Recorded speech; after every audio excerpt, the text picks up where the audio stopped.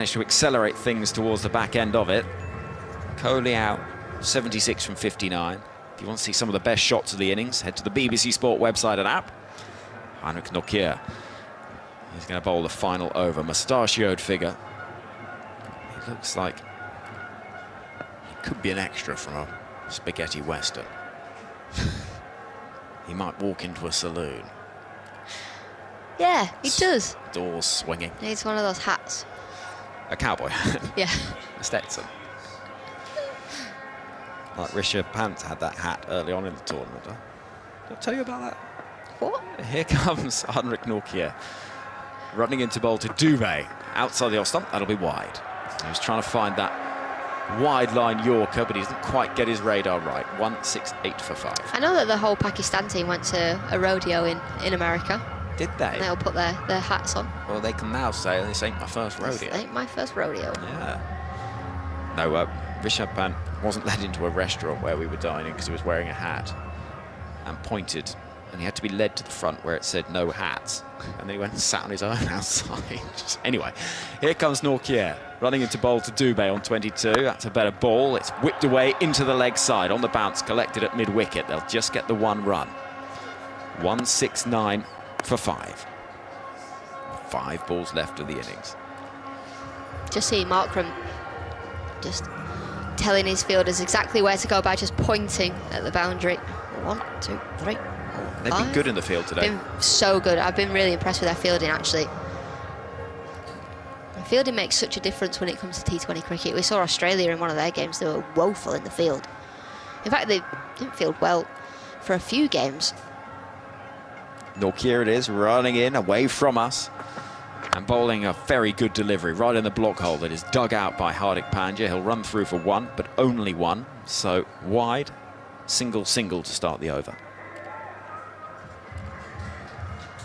170 for 5. If you want to join the conversation, by the way, tms@bbc.co.uk on the email. And on the BBC Sport website and app, our live text commentary is up and running. Who's in charge of that today? Today, well, good friend of ours. Here comes Heinrich Nortje into bowl to Dubé, who's drilling the ball down the ground. He gets 4, beats the dive of mid-on. Rather dug it out, and Nortje crouches down to redo his shoot. As the South African skipper, Aiden Markram, on his haunches now picks himself up, with the score now reaching 174 for 5 with 3 balls left. Yeah, it's a great shot as well, isn't it? Probably in the slot a little bit, looking for the Yorker, doesn't quite get it. Crunches the ball down the ground. They needed that boundary, India. 180 is definitely on here. Yeah, that will feel a lot to me. That will be quite a test for this South Africa side, who chasing have looked panicky at times in this tournament, but they have to just believe. They've just got to go for it. Well, the thing is, they've played on tough pitches, tough wickets. They've found themselves in, you know, situations where they've been 4 down quite early on. In comes Nortje, bowling a ball which is a full toss down the ground. Could be a catch. Oh, and it is. Good catch, David Miller. It almost took him out down there on the boundary edge. It got to him very quickly. And Dubé goes, caught it long off. And Miller gets a hug and a little bit of a joke with his captain, but he's nearly eaten that. It was crunched down the ground from Dubé. Full toss, and Miller is running in full speed. He thinks he's going to drop short, and he has to stop and take the catch, and that'd have knocked his teeth out had he not have got his hands in the way there. It would have done. He'll feel he's missed out there from Dubé, because that was a full toss. Possibly should have been launched over the boundary. It wasn't, so it's 174 for 6. 33% of them get wickets. And so you keep telling me. It's Fionn Wynne who's looking after things on the live text commentary. If you want to join that conversation, please do so, and you'll find your in-play highlights there as well. And if you follow the conversation, you can listen to our commentary there too. And, I should say, the upcoming Men's International Test Summer, which gets underway week on Wednesday. Have your text commentaries there as well. Outside the off stump, hit away in the air, into the deep. Who wants it? Which fielder's going to run round to pick up? Well, it's going to be 2 runs off the bat of Jadeja first up. Eventually there was a bit yes, no, maybe from Tristan Stubbs out there.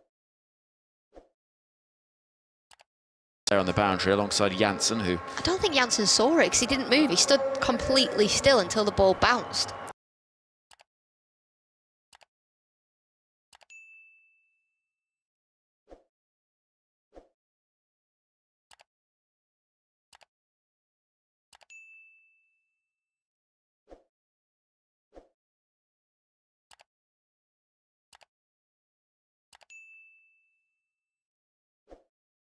Ball which goes spooning up in the air. Who wants it? Fielder running round, takes a good tumbling catch. And so the innings ends with a wicket. The final over sees 2 fall, 9 from it. And at the end of all of that, India have got a good total. Is it a match-winning total? 176 for 7. It'll be 177 for South Africa to climb a mountain they've never climbed and win an ICC World Cup. For India, well, it's been a long old wait for them, 13 years. And as we see Jadeja trotting off with Hardik Pandya behind him, India, I think, will be the happier of the two sides, is my instinct, Alex. Yeah, I think it's going to be enough, to be completely honest. When you look at the India bowling attack, world-class bowling attack, we saw that the pitch is spinning as well. So there is going to be a little bit in it for the bowlers, for the spinners. It's going to be a tough ask for South Africa, but what we do know is it takes one person to get in and to get a big score, and they are right in this game. Well, that's it, and that's what they've got to believe. And Quinton de Kock has looked in decent touch, actually, in the last couple of matches, and he feels like somebody that could, if he gets a quick start, and just don't forget that pressure can affect this Indian bowling lineup. As good as they are, you know that if they can find a way of getting hold of Jasprit Bumrah, that will send shockwaves through the Indian bowling lineup more generally, I think. So how did this innings play out, where Rohit Sharma was the first wicket to fall after a really quick start? He was caught by Klaasen well in the deep off the bowling of Maharaj, who got a wicket 2 balls later with Rishabh Pant caught spooning the ball in the air to Quinton de Kock. Second ball without scoring. Suryakumar Yadav only made 3 from 4. It looked really problematic for India at that stage before Akshar Patel and Virat Kohli put on an excellent partnership. That just seemed to swing the momentum. And at that point, it was one of those where you look at it and you think, okay, well, how many can they get from this platform? But Patel was run out. Good bit of work from Quinton de Kock. 47 from 31. And then Virat Kohli made 76 off 59. He accelerated towards the back end of his innings, and it was crucial that in those final few overs, India went close to 12 and over in the final 5, which was, you feel, really significant and important. And Dubey caught 27 from 16 balls, and Jadeja 2 from 2. So that's how the innings played out. In terms of the bowling figures, 2 for Maharaj, 2 for Nortje, who were both excellent. Kesh, and 2 here for is 23 Keshav in 3 Maharaj. overs. India off to a flyer. You come in to bowl the second over. What was your mindset? I was just trying to use the surface and see if I could use the breeze to my advantage, and, you know, lucky enough it did pay off. What have you made of how the surface has played today? It started off a little bit slow, and then I think it's starting to get a little bit better now. So, you know, hopefully that's a low enough score for us to chase. In a big match like this, you want your fielders to step up, and they surely did for you today. Yeah, definitely. I think the catching and the outfielding was superb. I mean, something we pride ourselves on as South Africans, so it's good to see it come to fruition on the final stage. 177 to win the World Cup. Can you do it? Yes, definitely. I think we can. The boys are ready to go. Opportunities like this don't come easily, so, you know, hopefully we can grab it with both hands. Well played. Thank you. Thoughts there of Keshav Maharaj chatting there on at the boundary edge to Cas Naidu. So 177 will be the target for South Africa. Can they possibly do it? Well, a man who's been following the tournament, part of our team throughout, Bharat Sundaresan, who finds himself living in Australia, from India, and Bharat, what have you made of the first innings and what we've seen? The kind of innings that a lot of people in India would have been worried about. At the halfway mark, when Virat Kohli got to his 50 of 48 balls, I could see on social media, opinions were divided. Ooh, what's Virat doing here? And he's been criticized quite a bit for his strike rates. But I think at this point, it's pretty late at night in India. They would be tucking into dinner now. Mm-hmm. You know how Indians are, how late they eat. And I think they'll be pretty happy with the way things have finished. They have a Virat Kohli innings of which the highlights they'll see for the rest of their lives, especially the 6 of Marco Jansen towards the end. But having said all of that, it's been a pitch where you've seen batters sit on the up. Even that 6 that Virat hit, a couple of 6s from Akshar Patel, who played a crucial hand. He's quietly been India's MVP for this World Cup, hasn't he? With ball, with bat, he comes in at different positions with bat in hand. So I think India will be quietly confident. Jasprit Bumrah is warming up, and on his shoulders rest a lot of India's hopes to win this World Cup. This World Cup that's eluded them for, like I said, over a dozen years. But don't count out Kuldeep Yadav either. For me, the way South Africa handled Kuldeep Yadav will decide this game. They're still in it. They're not out of it yet. Well, I can see Jasprit Bumrah is in his full bowling kit along with Arshdeep Singh, who'll be opening the bowling, these two. And they're going through their warm-ups. And it's an interesting one that you look at the way that Jasprit Bumrah has bowled in this tournament, and nobody has managed to find a way of combating it. And normally with a bowler, particularly one that plays a lot of cricket, you can analyse every element of their action, everything. People find a way, but nobody's managed to do so.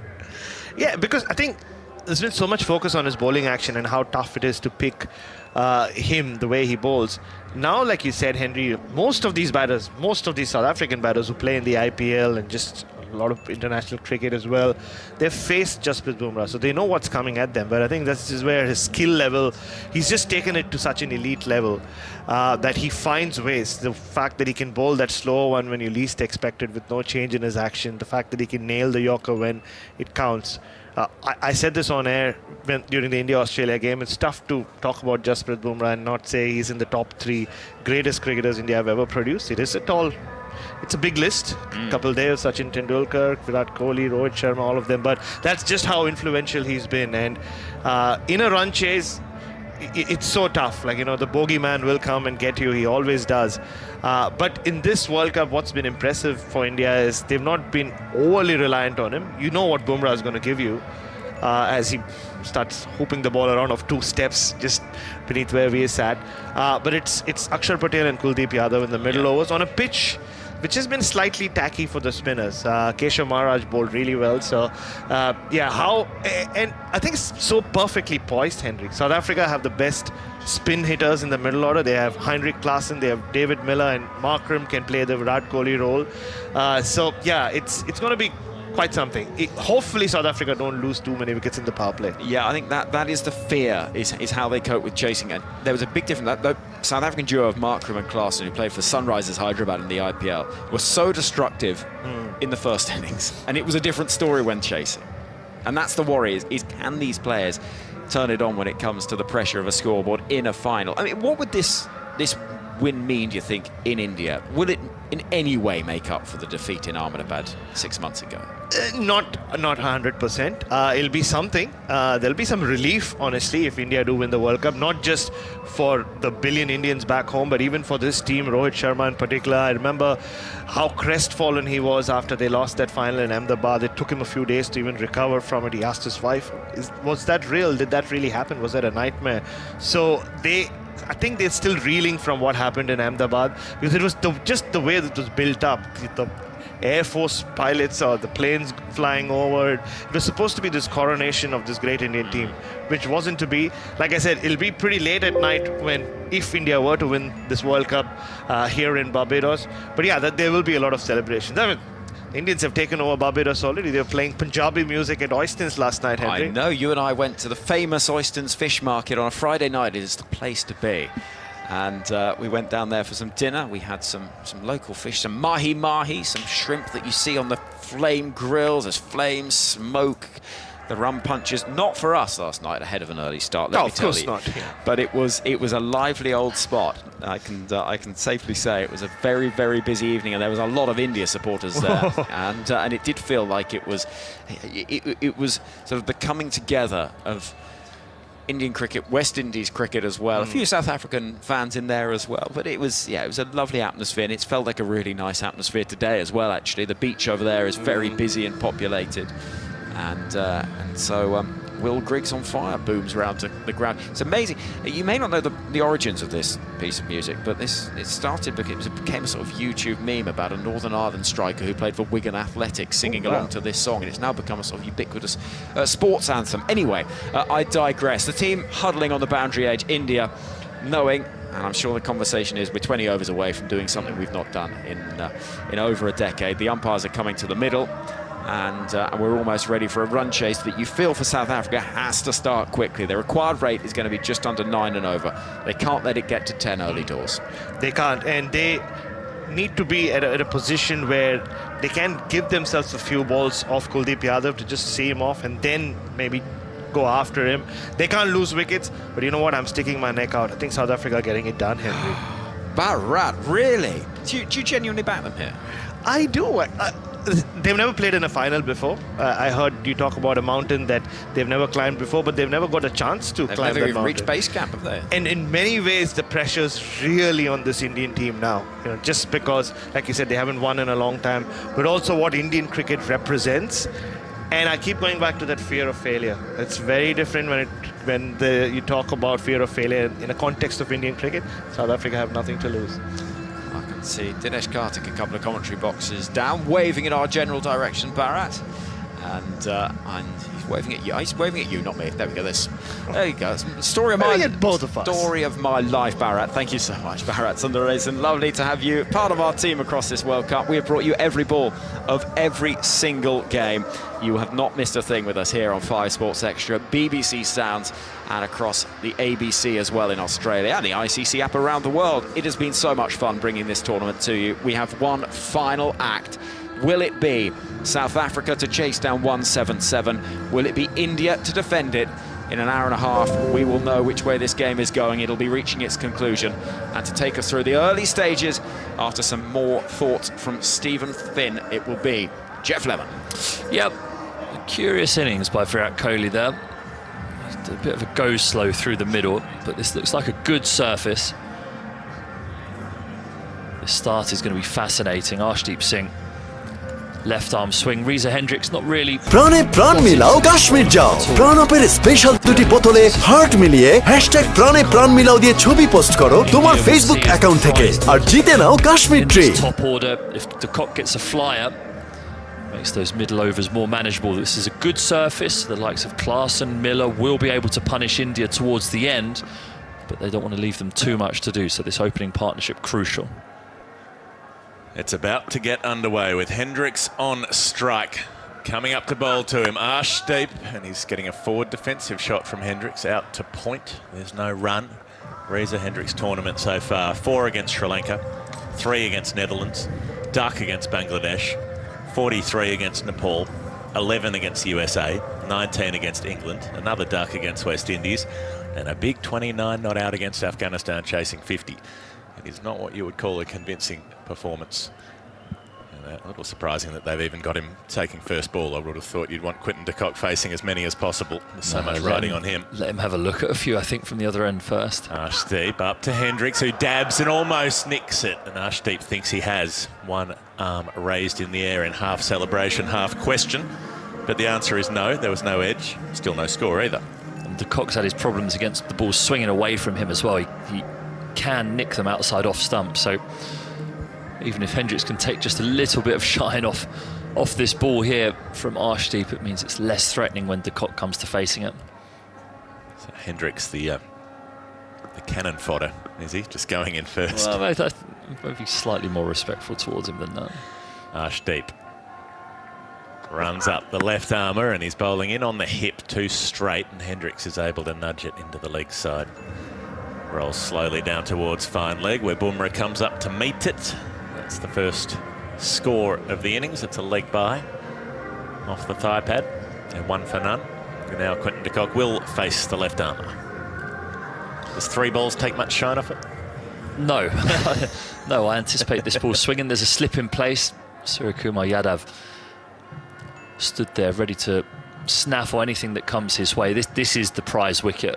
If you're bowling here, you're doing everything you can to try and take this early wicket of de Kock, because it's that calmness that just even a cameo from him brings to the rest of their dressing room, especially in a big final like this. The highest ever score in a T20 World Cup final in the first innings.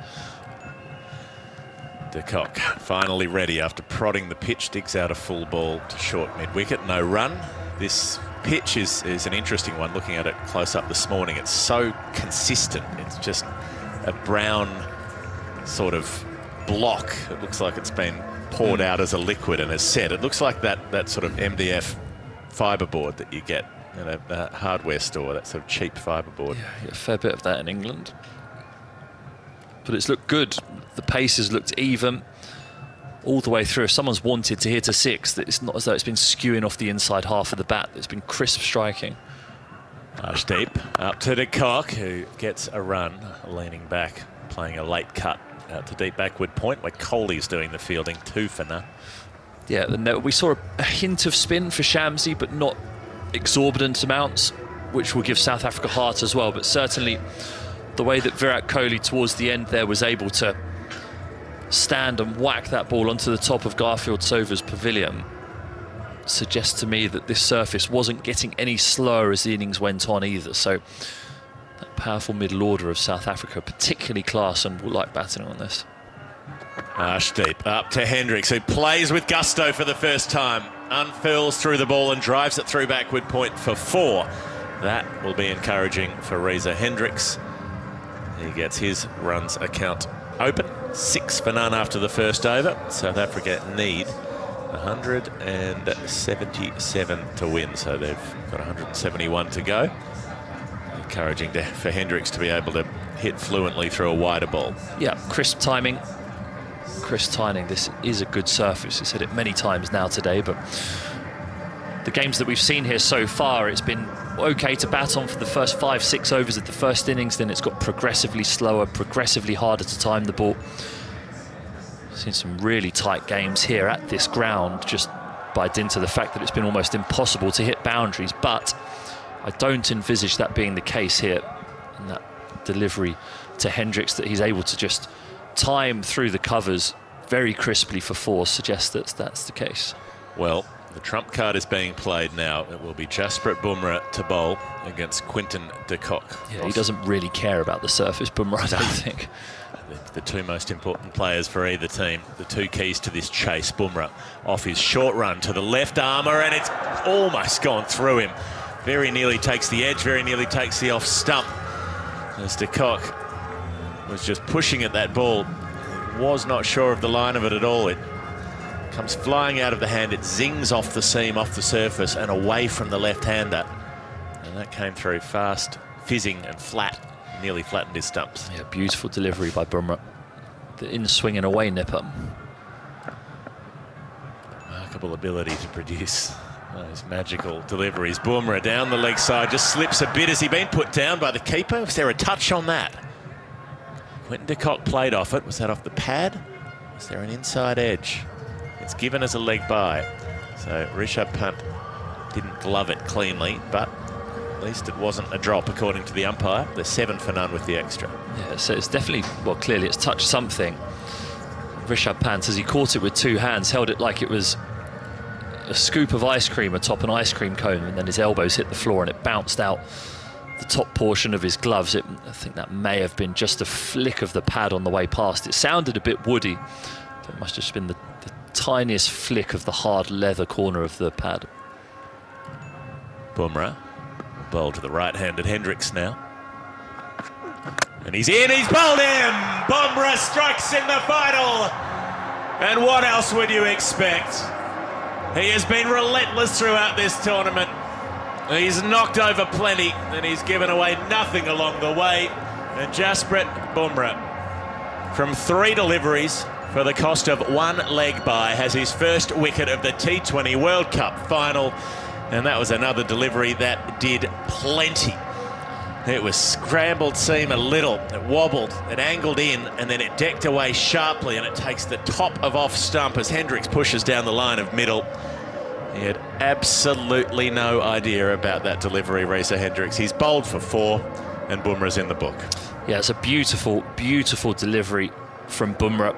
He just manages to find things that other bowlers don't on surfaces like this. It's a sort of delivery that we anticipate seeing James Anderson bowl in around 10 days' time when he makes his final test appearance at Lord's, angled in towards off stump. Reeza Hendricks plays as if it's going to end on middle and off, but it just evades the outside edge of his bat and just cannons into the top of off stump. The stumps light up. And the whole of India lit up with that one. That was an absolute ripper.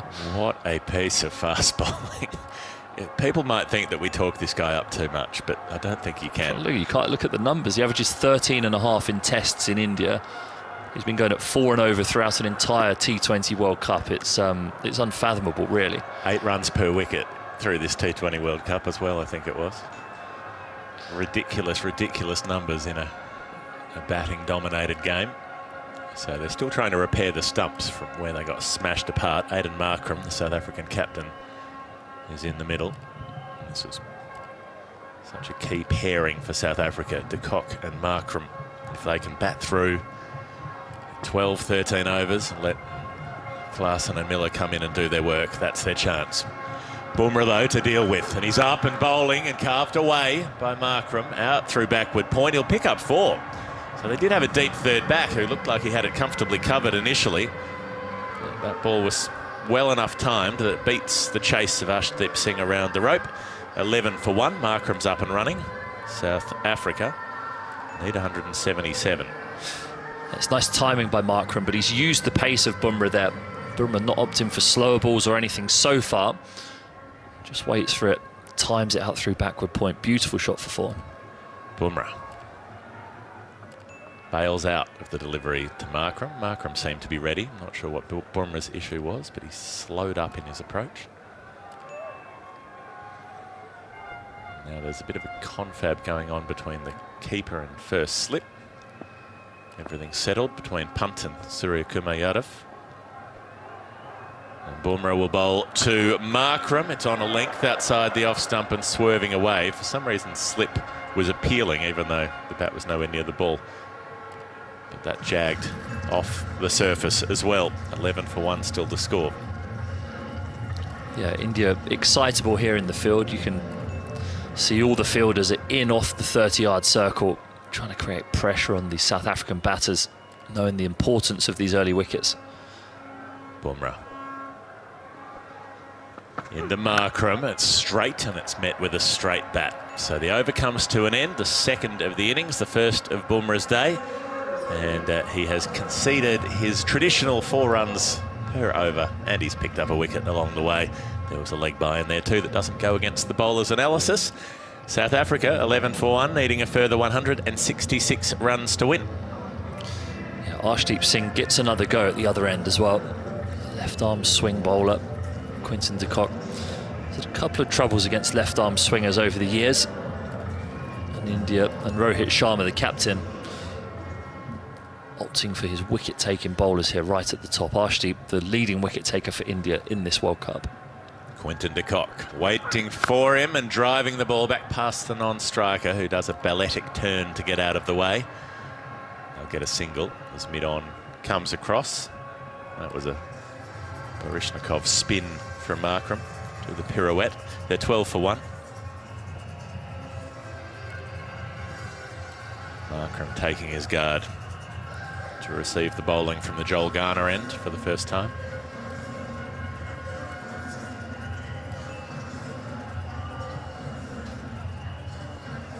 We've got the Worrell, Weeks and Walcott stand down that end of the ground.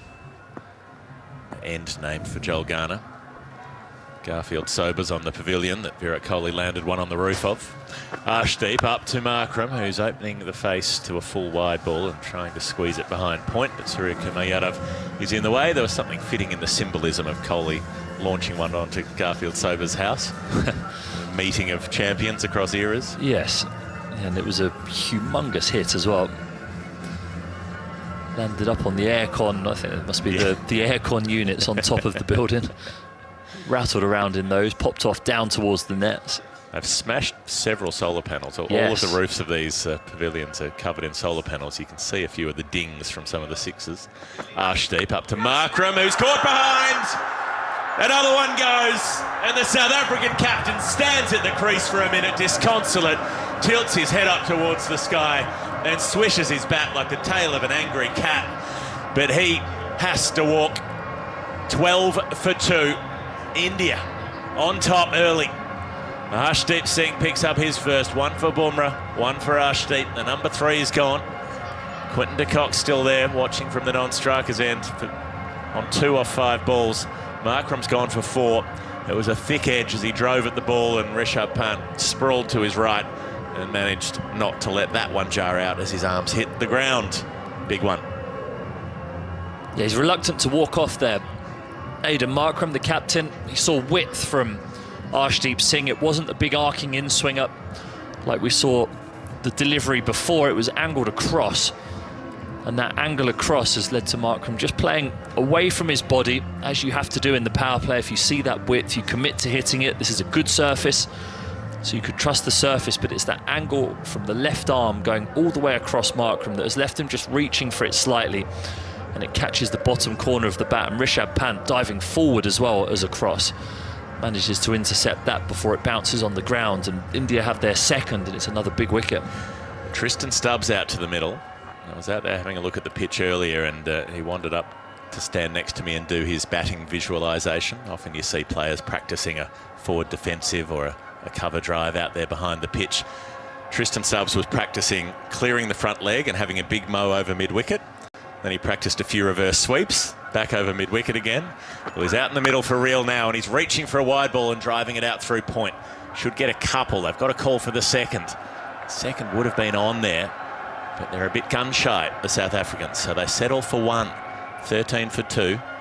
Stubbs with that single, de Kock with 2 runs to his name. So they're in all sorts of trouble before Quinton de Kock's even got himself into the game. I thought so much of this chase relied on de Kock having a good start. Now he's got that extra pressure of knowing the wickets have gone down.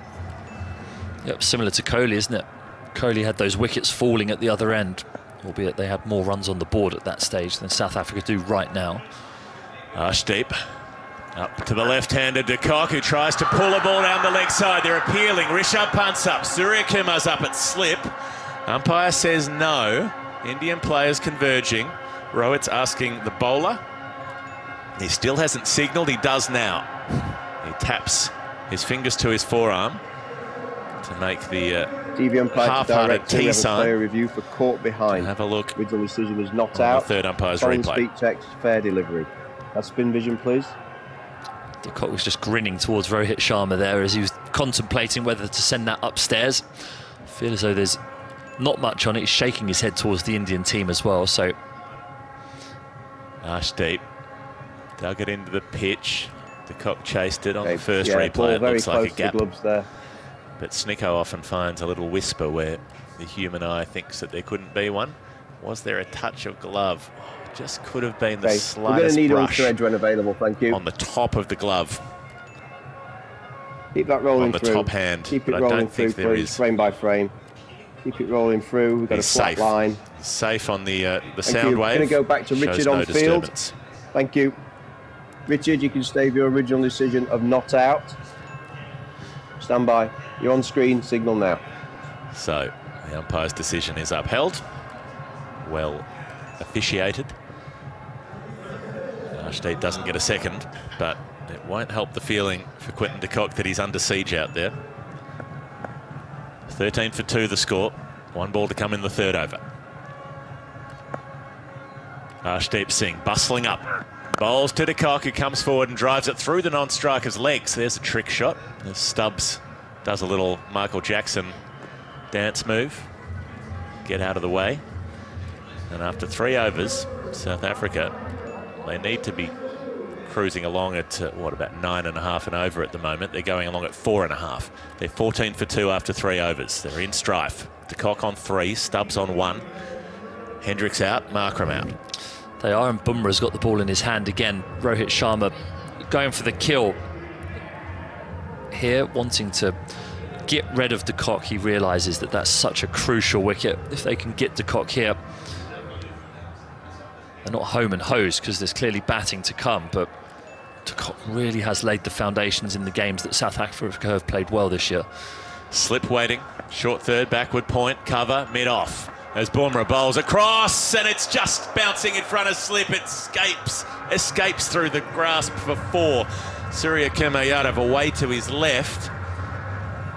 And that ball wouldn't have carried, but on the bounce, he's not able to get a full touch to it. Just deflects it down to the deep third boundary. So a fortuitous 4 runs for Quinton de Kock. He's gone up to 7.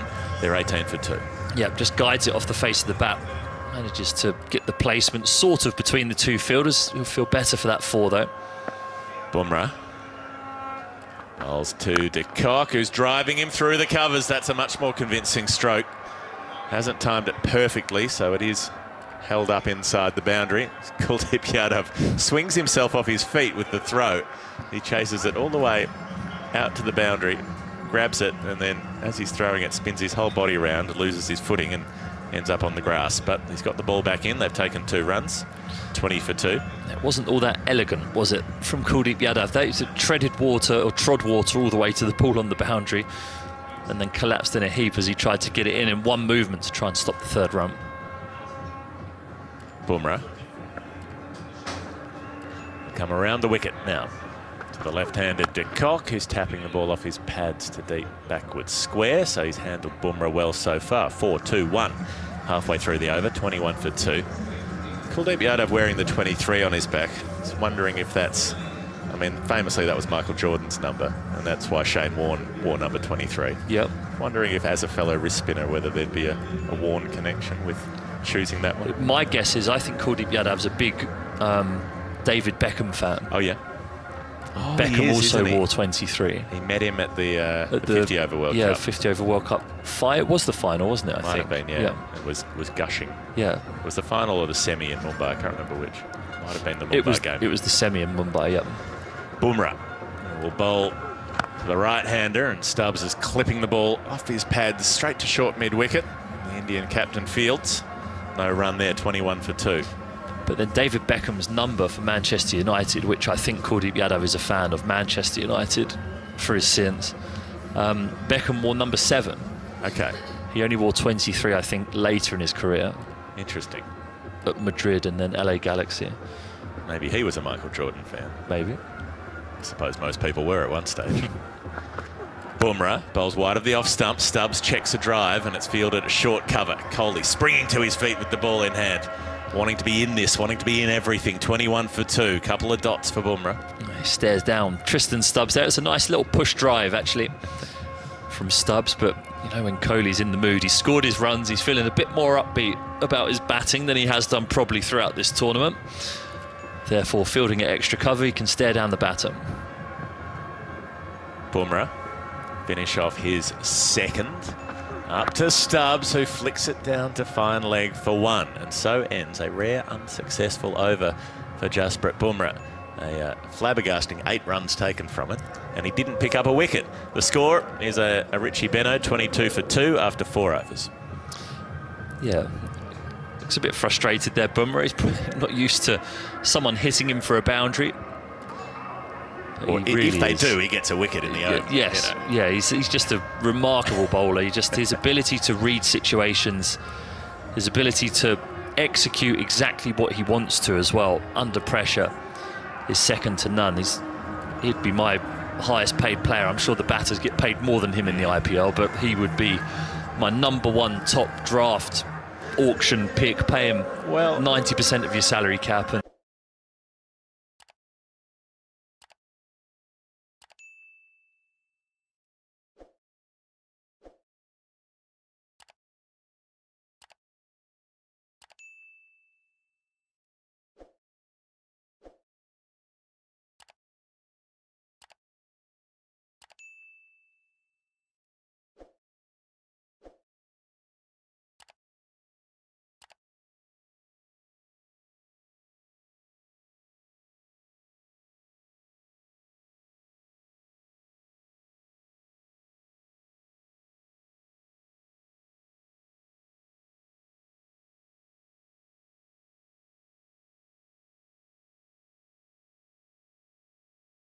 So Stubbs gets a boundary away. He's up to 6. De Kock's on 10. They're 26 for 2.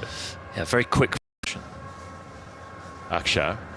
Stubbs comes down the pitch, drives down to long off for a single. They've got protection back there, 27 for 2. And that required rate is just creeping and creeping. It's at 9.78 now. Not alarming. Wasn't a humongous score in the first innings, but it is enough if you have 3 or 4 quiet overs that then the batting team, especially under the pressure, will start to feel that. 10 and over feels very tough on this pitch. It's not quite a belter. Akshar, he backs away, does to Kock, and he smacks it out through the covers for 4. Well, that was well timed. They've got most of the fielders up on the offside, and he picks a gap between the cover point and extra cover. 31 for 2 as de Kock goes to 14. Akshar in and spearing it through and opening the face, timing it well, but stopped at backward point by Arshdeep. Half stopped anyway, sprawling and knocking the ball away to Bumrah at short third.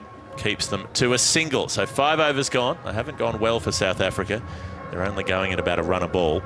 32 runs off 30 deliveries, legal deliveries, and they've lost 2 wickets along the way, with Hendricks and Markram dismissed. So Quinton de Kock on 15, Stubbs on 7, and they need a further 145 from 90 deliveries. Stephen Finn, your company, and Henry Moran about to be his.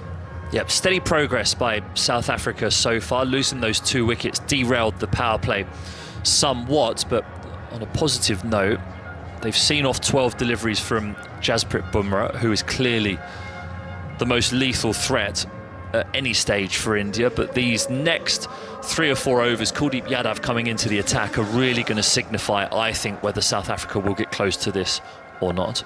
Big phase of the game. Here comes Kuldeep with the left arm wrist spin. Quinton de Kock deep in the crease will angle the ball towards short fine leg and get a single, a slingy throw from Jasprit Bumrah, who bowled arguably the ball of the tournament. That delivery. It was a Jaffa, was it? It was a test match delivery. Angled in, seemed perfectly pointing upright towards where a first slip would be, arcs in, and then at the last second just darts and swings past the outside edge of Hendricks, who's left groping towards, trying to hit it towards mid-on actually.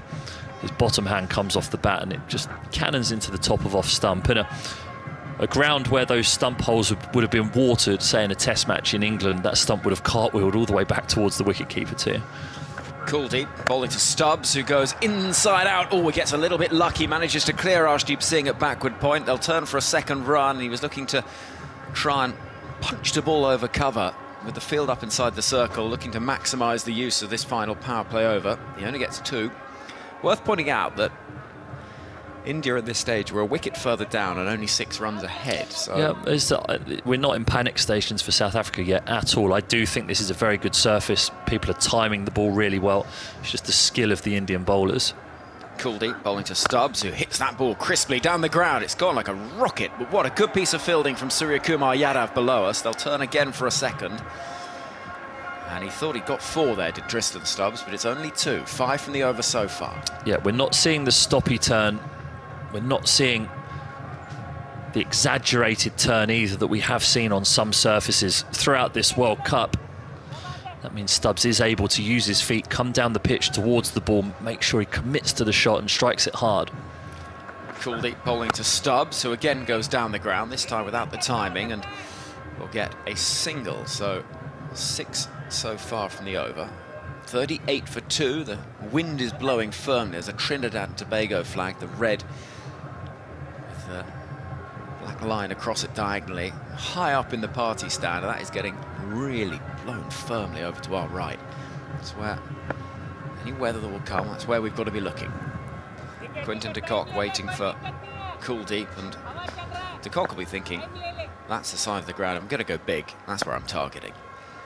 Kuldeep to de Kock, and he comes forward and thinks about winding up, and it's defended. Rishabh Pant, who is a fairly consistent sound behind the stumps, and he's good fun as well. He shares a joke with Quinton de Kock. It might be a World Cup final, but you're not going to change Rishabh Pant's attitude and approach to life. No, both men laughing there, and interesting. So de Kock's come down, maybe looking to ease that up over long on, who is inside the circle. Mid-on was inside the circle. In comes Kuldeep, bowls to de Kock, who will get 4. Spanking the ball past Ravindra Jadeja out towards the party stand. There's a pirate flag flying, and the India flags are just leaning over the advertising hoardings. That was a good shot. And an expensive over with 10 from it comes to an end. So they're in touch. It's 42 for 2. The required rate stands at 9.64. And the partnership's now worth 30 from 21. They're just building into this a little bit. Yeah, much like that partnership between Axar Patel and Virat Kohli. It was around a runner ball to begin with, but as soon as they got used to the pace of the pitch, they realised it's a good one. Axar Patel took more of the risks, and it was curious at the time as to why Kohli wasn't trying to accelerate. Clearly, that his approach was somewhat vindicated by the way that he hit a few sixes towards the back end of the innings. But if South Africa were to chase this down, there's one man that everyone would be looking at and saying, why on a good surface did you not try and play more shots through those middle overs and take more of a risk? South Africa, they're more than in touch. I think they're very much in the game here at the moment. Klaasen, Miller, still to come. Well, Axar Patel is going to bowl from the far end, round the wicket. Left arm spin. Tristan Stubbs is back in the crease, easing the ball out towards deep cover. And what we saw between Axar, who's bowling now, but he and Virat Kohli was a partnership that it was a consolidation. It was never at any point a risk-taking partnership. And they gave them the platform for 12 and over at the back end of the innings. Much harder, of course, when one, you've got Jasprit Bumrah bowling, but also the pressure of a World Cup final to go at that sort of rate at the back end. But at the moment they're in touch. We've got a deep backward point, long off, long on, deep mid-wicket and deep backward square, and it is hit down the ground firmly by Quinton de Kock, straight to that fielder Virat Kohli in front of the India supporters at the far end, and a single will be taken. 44 for 2. Yeah, the question for South Africa here is, where do they find their boundaries to keep up with this 10 and over? Once the field is back, there are far fewer gaps to be able to pierce. It's a fairly decent size outfield, especially square. Axar bowls to Stubbs. He goes big into the leg side. There could be one, and it is. It wasn't that far away from the fielder at deep mid-wicket, but it was hit so firmly out towards the Greenwich and Haynes stand. And there's a solitary South Africa flag that is flying there. The target is 177. We're midway through the 7th over, and it is 48 for 2. Stubbs, 17 from 13. His second boundary is a good one. He's had nice intent, Stubbs, as well. He's used his feet. He's not let the bowlers just bowl at him. Axar's under pressure now. Axar bowling to Stubbs, who's deep in the crease and angling the ball out towards deep cover. 7 from the over so far, 2 balls left of it. 128 needed from 80 balls. And then it's important in a chase like this, where if you hit your boundary, you're clearly looking to hit a boundary next ball, but as soon as that ball's not there, you rotate the strike, especially with a right-left-hand partnership. Keep the bowlers changing their lines and lengths. De Kock on strike, paddling the ball towards short fine leg, and Kuldeep will field. It goes straight to him. Not a bad option from De Kock, knowing that fine leg and third are up inside the circle, so anything fine enough is going to go quickly down to that boundary below us. Final ball of the 7th over is swung at and swept at and missed out on by De Kock, so 7 from the over with 2 dots to finish it. 128 needed from 78 deliveries. Stephen Finn, thank you so much for the time being. The multi-Ashes winner to be replaced by a World Cup winner, with Alex Hartley coming to join us and leaping down from the little stage behind us with a thump. Ta-da! There you are. Well, I've got a dress on that it's not got much movement in it, so I can't step down, so... And I like to make an entrance, you know? Well, I know. How about this then? Both these sides, neck and neck, apart from the fact that South Africa actually are a wicket better off at this stage. This is an interesting partnership for me, Kuldeep versus Stubbs, because Kuldeep refused to bowl at him when the IPL was going on in Delhi. Kuldeep bowling to Stubbs, ball with lots of loop and driven down the ground for 4. Why did he refuse? It's 50 up for South Africa, by the way, 53 for 2. So that he could keep that mystery about him, so he wouldn't bowl at him at practice, wouldn't bowl him in the nets, so that come to the World Cup final, Stubbs hasn't faced him. Well, he didn't seem to worry too much then, did he? Well, no, and I think one of the counter arguments to that is, why would you not bowl at him and learn how he plays? That's a good point. Stubbs easing the ball out towards Surya Kumar Yadav, who runs in from wide long on, sleeves rolled halfway up his arms. 54 for 2. Because the more you bowl at somebody, you pick up cues on, you get a sense and a feel for when you think they're going to come after you. The trigger movements, the way they lift their bat up, you get that feeling, that sense for things. So I'd be bowling at everybody and anybody. De Kock gets one onto the toes and will nudge it towards short fine leg. Stubbs calls through for the one immediately. And Already 6 from the over, midway through it, 122 needed from 75. This partnership up to 43. I also know when you're enthused by a game, not only do you stand up on commentary, but I'll let you, dear listener, into a little secret. Here comes Kuldeep and balls to Stubbs. He'll get one into the leg side, out towards deep mid-wicket. 56 for 2. But there's one of those little ends to a microphone, those furry little... The windshield. And when you're into a game in a big way, you start picking it up and delivering each ball with the little windshield. And you pick it up and you sort of massage it and you're sort of bowling each ball as it comes. And you've been doing that all day. I have. Here comes Kuldeep Yadav into bowl to Quinton to Kock, who gets a little bit of room to work with, but can only drive into the ground and straight back to the bowler. And as we've seen in this game really consistently, both innings, that an early boundary is not then followed with a big over. Quite often it's been quite well hauled back in by the bowler. Kuldeep again. Big delivery, it feels like to me, this. He's bowling to Kock, who swings at it and he's got 6. Monstrously. Smash onto the roof. Oh. There goes a solar panel, and that ball's going to need replacing. That's a massive hit.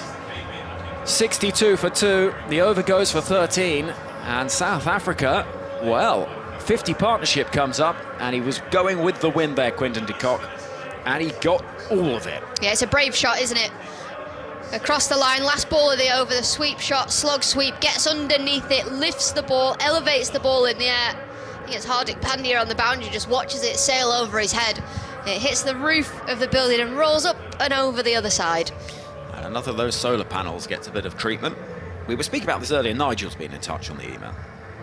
tms@bbc.co.uk regarding solar panels, because we said that they're not quite as effective in Manchester. But actually, there's a common misconception is they need sunlight to work properly. They're better in sunlight, but actually all they need is light to produce energy, and even in Manchester, I believe. So there you go. Thank you, Nigel. Well, that makes sense, Nige, actually. My mate Nige now. I've got a watch that charges, it's a solar panel watch, like a sports one. And if you're out in the sun, you don't need to charge it because it'll charge. And I just leave it on the balcony. It's not quite the same as doing the exercise with the sports watch, is it? No, I don't use it for exercise. I know. I spent about 600 quid on it as well. You didn't. I did. That is I thought it would give me motivation. If anything, I just can't be bothered. It's like when people join a gym. Yeah. Well, I'll go all the time. I've done that as well. Been twice in 6 months. In comes Akshar Patel to bowl to Tristan Stubbs, giving himself some room, swatting into the leg side. Has it got the distance? It does. It's 6. And a good start to the over for South Africa. Huge stride forward from a big man, and he's got big shoulders and arms to hit that ball away over the leg side as well. 68 for 2, back-to-back 6s across the over. The partnership's 56 from 34, and it's 109 needed from 71. Here comes Akshar Patel. How will he respond? Round the wicket, Stubbs moving around in the crease, drilling the ball out to deep cover. Single taker. The scary thing is he didn't even hit that. It went for 6. It was a top edge, and it still flew over the boundary. He's a strong player, isn't he? Going for that reverse sweep. The ball just bounced him more than he thought it would, but he gets hold of it and he's safe. 69 for 2. Early on in the 9th over. Here comes Akshar Patel to bowl to de Kock, who tries the reverse sweep and will run through for a very well taken single, actually, because it dropped into space probably 6 or 7 yards to the right of Rishabh Pant. And Tristan Stubbs said, quick, there's a chance here. 70 for 2. Is that exactly what he said? He did. Quick, there's a chance. Yeah, in a very sort of gentle English accent, I imagine. Come along then, Quinton. 70 for 2. Here comes Akshar Patel bowling to Stubbs. Deep in the crease, will slice the ball towards a diving Jadeja, whose hair is sort of elevated by the bandana into a rather pleasing tuft at the top. So when he leaps forward, it sort of blows in the wind. 70 for 2. 8 from the over so far. And stepping across, and bowled! Stubbs tried to give himself some room, exposed the stumps, exposed the risk. And Akshar Patel strikes to break the partnership. He's gone 31 from 21. It's 70 for 3. South Africa need 107 from 67. And this partnership is broken.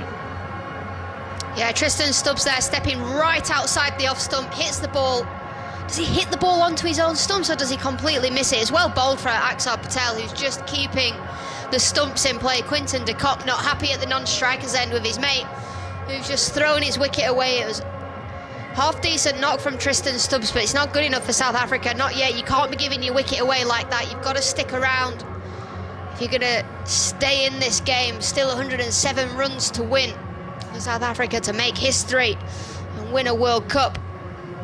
Quinton de Kock, you could see him roll his eyes from the far side of the ground. Yeah, he wasn't impressed with that, I don't think.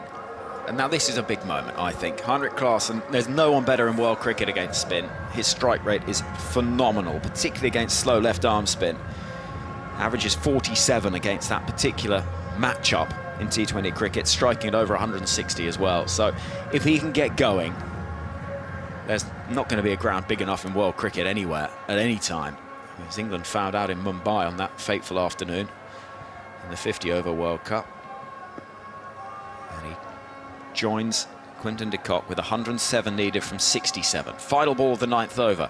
Klaasen, struck on the pad. Yes, no is the cry from the batting duo, as a single eventually will be accrued. I think probably that was off the pad. Yeah, one leg by signal. So Klaasen remains on none, but after 6 from the first ball of the over, 1-1 naught, wicket 1. A very good return for Axar Patel. It was indeed. I don't actually think Stubbs got anything on it on the replay. Patel just went fuller, straighter at the stumps. Keep things simple, let the batters make the mistakes. With Klaasen coming to the crease, it makes you think as a captain, because he plays spin so well, because he is so dominant against spin, you don't want to let him settle by bowling spinners, so you almost have to change your bowling plans when somebody like him comes to the crease and bowl somebody that you were holding back for another reason, because you want to be bowling seam at him early on in his innings. So Hardik Pandya is that option for Rohit Sharma, who immediately turned to his all-rounder and said, we want you into the attack, please. And so that is what we're going to see. Field is a slightly unusual one here, actually. We've got a deep third, fine leg, deep square leg, long on. A deep backward square, actually, up there in the distance. Klaasen is cramped for room. Good bowling from Hardik Pandya, not giving any space to work with. And it's a dot ball, so suddenly the required rate is pushing 10 and over again. Klaasen, none from 2, 71 for 3. Now, I quite like this field because there's an extra cover and a mid-wicket in stopping the one as well, so they are going to try and put a little bit of pressure on Klaasen, but as well as having those boundary riders. With deep mid-wicket open, you're saying, go on then, hit me that way, hit me across the line. Into the wind as well. That's the other factor that is a big part of the batter's mind today. 71 for 3, Hardik Pandya to bowl to Heinrich Klaasen. Ooh, nudging the ball aerially, just briefly towards Jadeja at mid-wicket. Klaasen still yet to get off the mark. I don't think he's the sort of guy that'll be overly stressed. We went to a breakfast spot in St Lucia, and he was dining at the same place. I can reveal what Heinrich Klaasen has for breakfast. Oh yeah, what does he have for breakfast? I'm going to wait for this next. Actually, I'm not going to wait for the next delivery in case he's out. Pancakes, loads of them. Oh, mountain of them. Mountain of them. Did Yeah. you count how many individual? Did it look like 12? No, I know his strike rate against left arm spin. I don't know his pancake rate early in the morning. Hardik Pandya running into bowl. 2 dots to start the 10th over. Klaasen gets a wide delivery. It's going to be another dot ball. He's not timing it at all.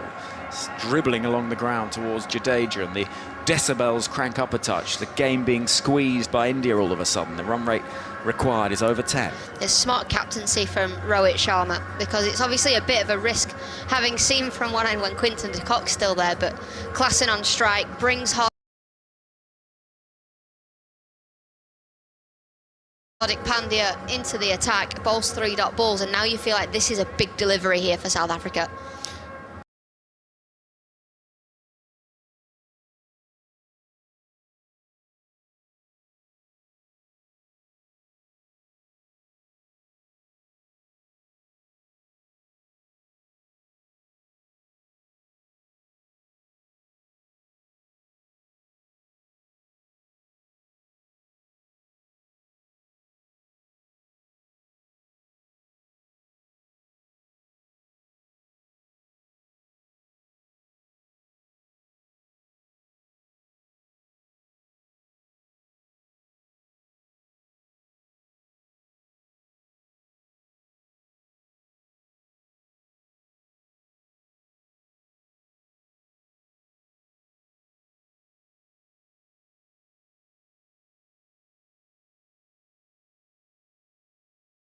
What's he doing down there? Carlos, we love you dearly. But get off our feed. Excuse me. Was that a no ball? It might have been, you know. Okay. Another little twist. So a free hit for Quinton de Kock to get stuck into. 98 needed from 62. Field can change because it is not the same batter on strike. And is it a big no? Not as big as the one Jansen bowled, but it's significant enough. Inch or two. Hardick.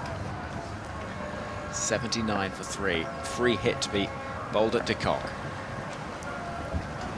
He comes in round the wicket, and de Kock hits the ball a mile up in the air. Now he'll get underneath that. I think the keeper probably. The catch will almost certainly be taken, and it is. Some in the crowd think it's out. Nope.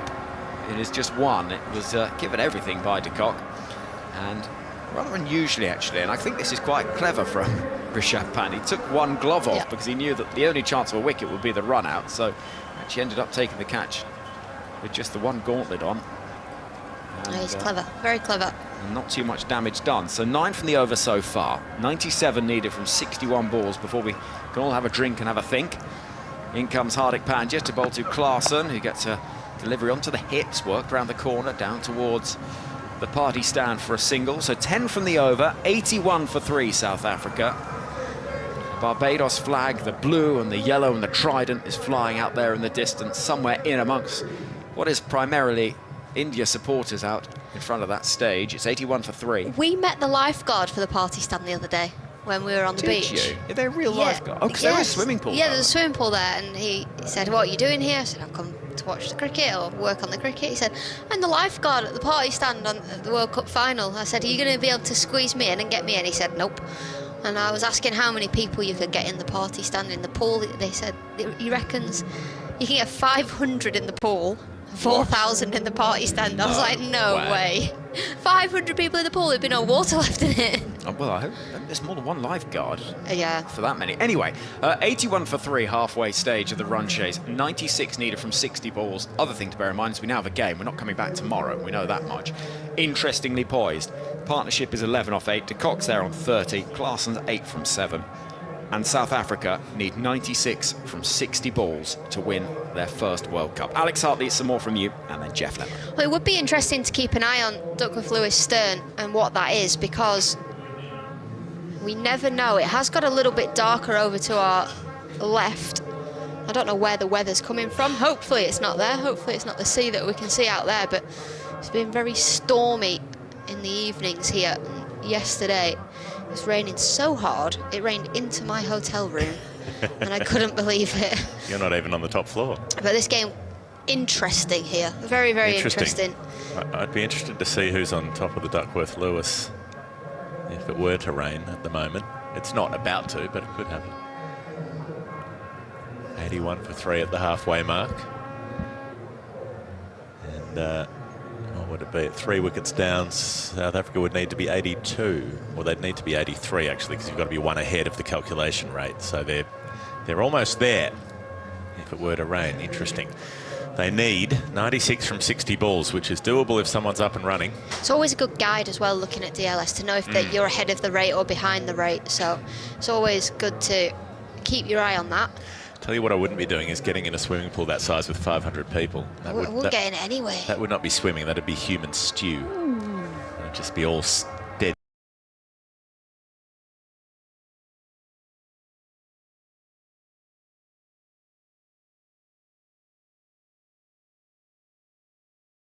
Skin cells and gunk. Yeah, there is a little get-together afterwards down there, and I will not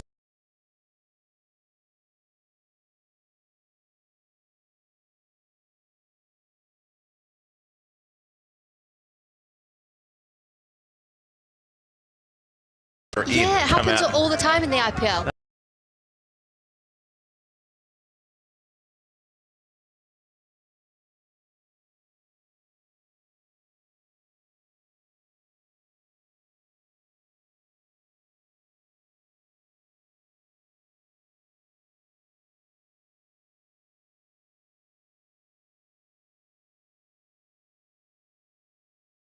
The devil. We've just seen Carlos Brathwaite downstairs on the boundary, and he is more.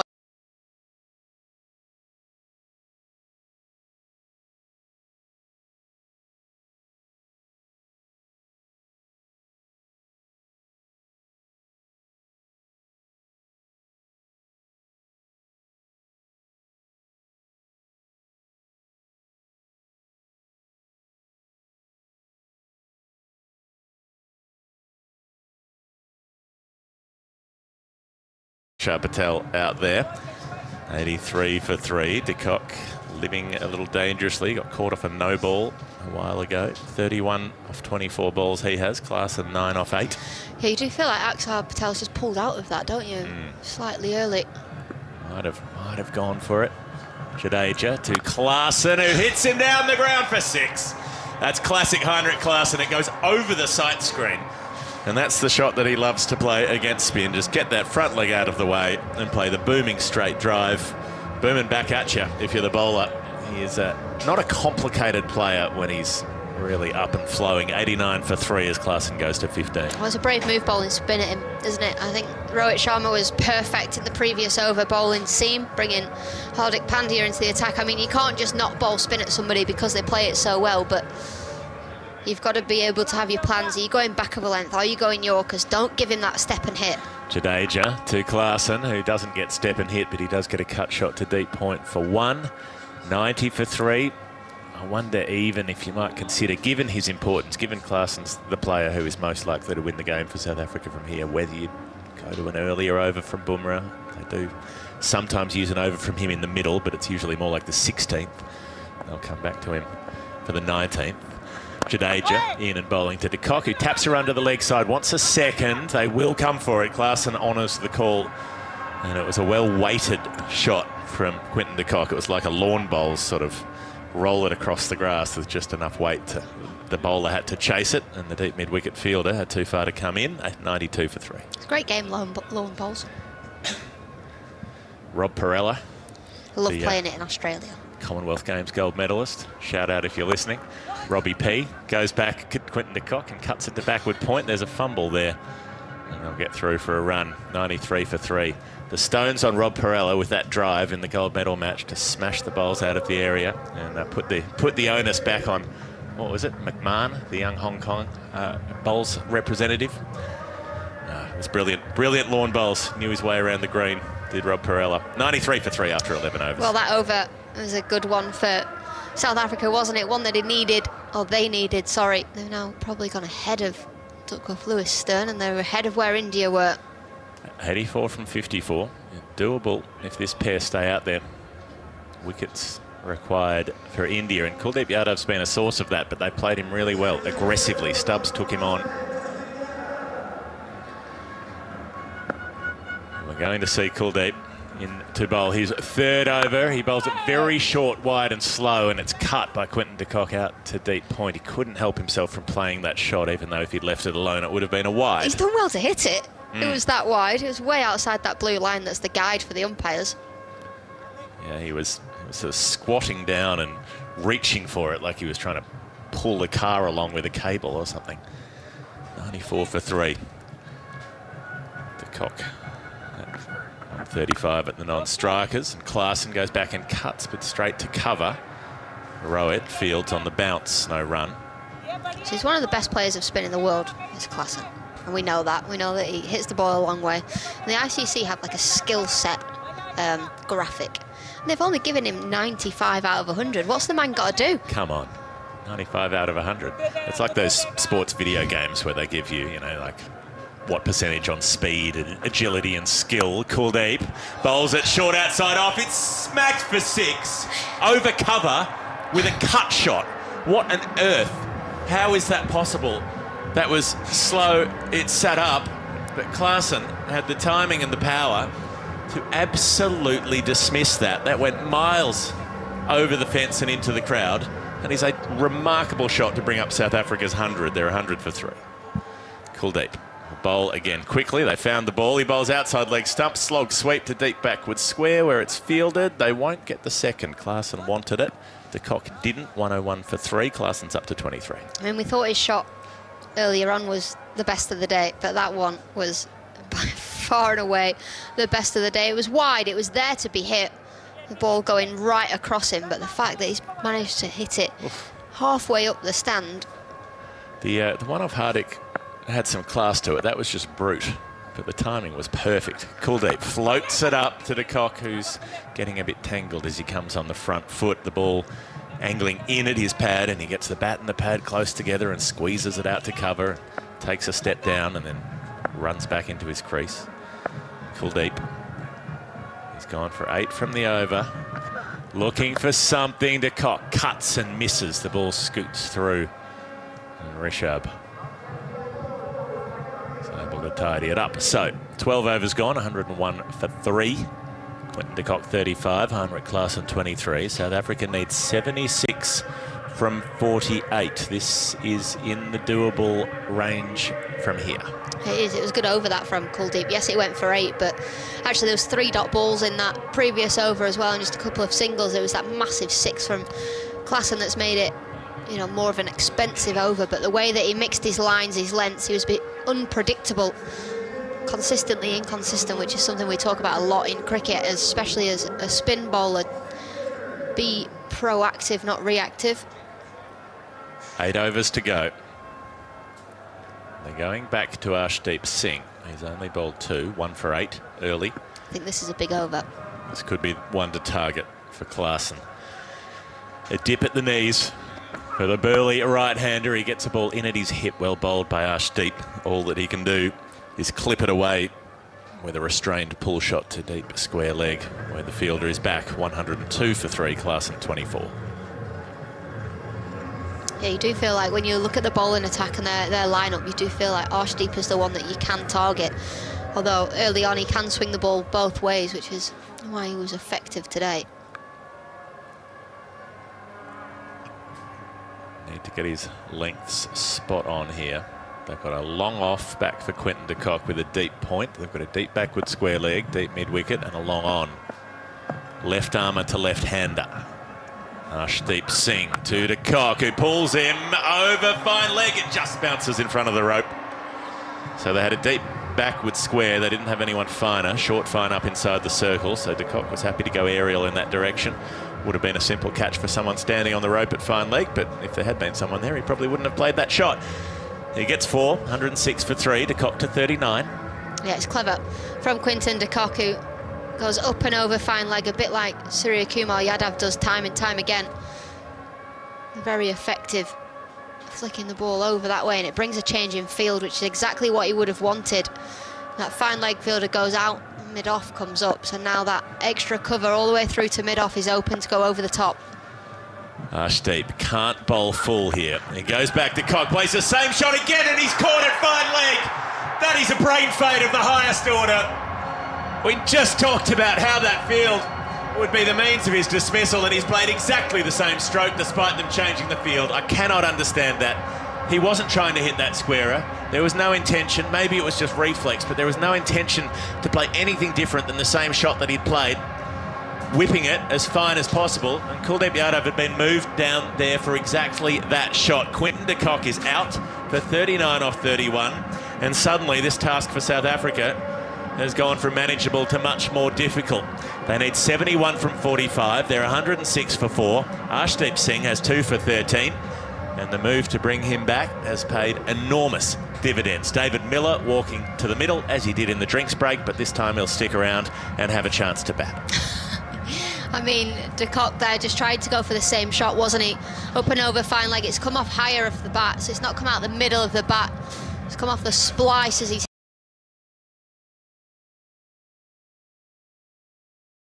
I'm not sure, but it just gives India another opening here. It was just such a strange decision, because it's not as though the previous one was so well timed that it carried for 6. You can understand it maybe if he thought that he could carry that fielder, but the previous one landed inside the rope, and that one fell quite a bit short, several metres inside. Kuldeep had to come in a bit to make up ground. It's well bowled as well, bowling the same delivery, going, go on then, do it again. Do it again? Yeah. Nice shot. Let's see if you can do it again. Wonder what that does to the Duckworth Lewis. It's getting a bit more cloudy out there. 106 for 4 as Arshdeep comes up to another left-hander in Miller, and he's cutting the ball back in off a length into the thigh pad. That's that box height that Stephen Finn was talking about earlier, and that's well bowled for a dot ball. 13 overs, 107 if you fall down. Okay. So they're right on it. Yeah, they're too short as they were before. Two runs short. You'd need to be one above that Duckworth-Lewis calculation, as Sean Pollock famously found out in 2003. Arshdeep. Up to Miller, who's flicking the ball down to fine leg. And Kuldeep Yadav is still there where he took the catch a couple of deliveries ago. 1 run, Miller. He starts his run-scoring day. Klaasen now the key. 24 off 14 for him. 1 ball left in this Arshdeep Singh over. And it's 70 from 43. Required rate pushing up towards 10 now. Does Klaasen look to push that down, attack this last delivery, take something back from this over for South Africa, or does he ride it off and look to the next one? Arshdeep Singh, that angled, bustling run for the left armour, and it's just chopped into the ground by Klaasen. It's not stopped at cover. Rowett would have fancied himself to stop that, but doesn't quite. It is fielded at deep cover. They'll get 2 runs. So 8 from the over, plus the wicket. That makes that a win for India. We've had 13 overs bowled, 109 for 4. Yeah, this partnership's key, isn't it? Between these two, the run rate required is still less than 10 runs and over, but we know India closed out their innings really well, just going at, well, just 12 and over for the last 5 overs, got them up to that 176. We felt like it was going to be a little bit too many, but this partnership here for South Africa, if it's not going to be too many, these two are going to be key. Well, the other thing being that South Africa don't bat as deep as India do. They've got Marco Jansen in next, and yes, he played very well to close out that West Indies chase a few nights ago, but this is a different situation. You can't ask too much of him. He's always felt like he's a spot too high at 7. They don't have that luxury that India have with Jadeja and Akshar and the ability to shuffle players around. So Miller and Klaasen, really the last fully recognised pair, and Kuldeep is bowling to David Miller, who's driving him out to deep mid-wicket. Should take a second, it's into the gap. They will get 2.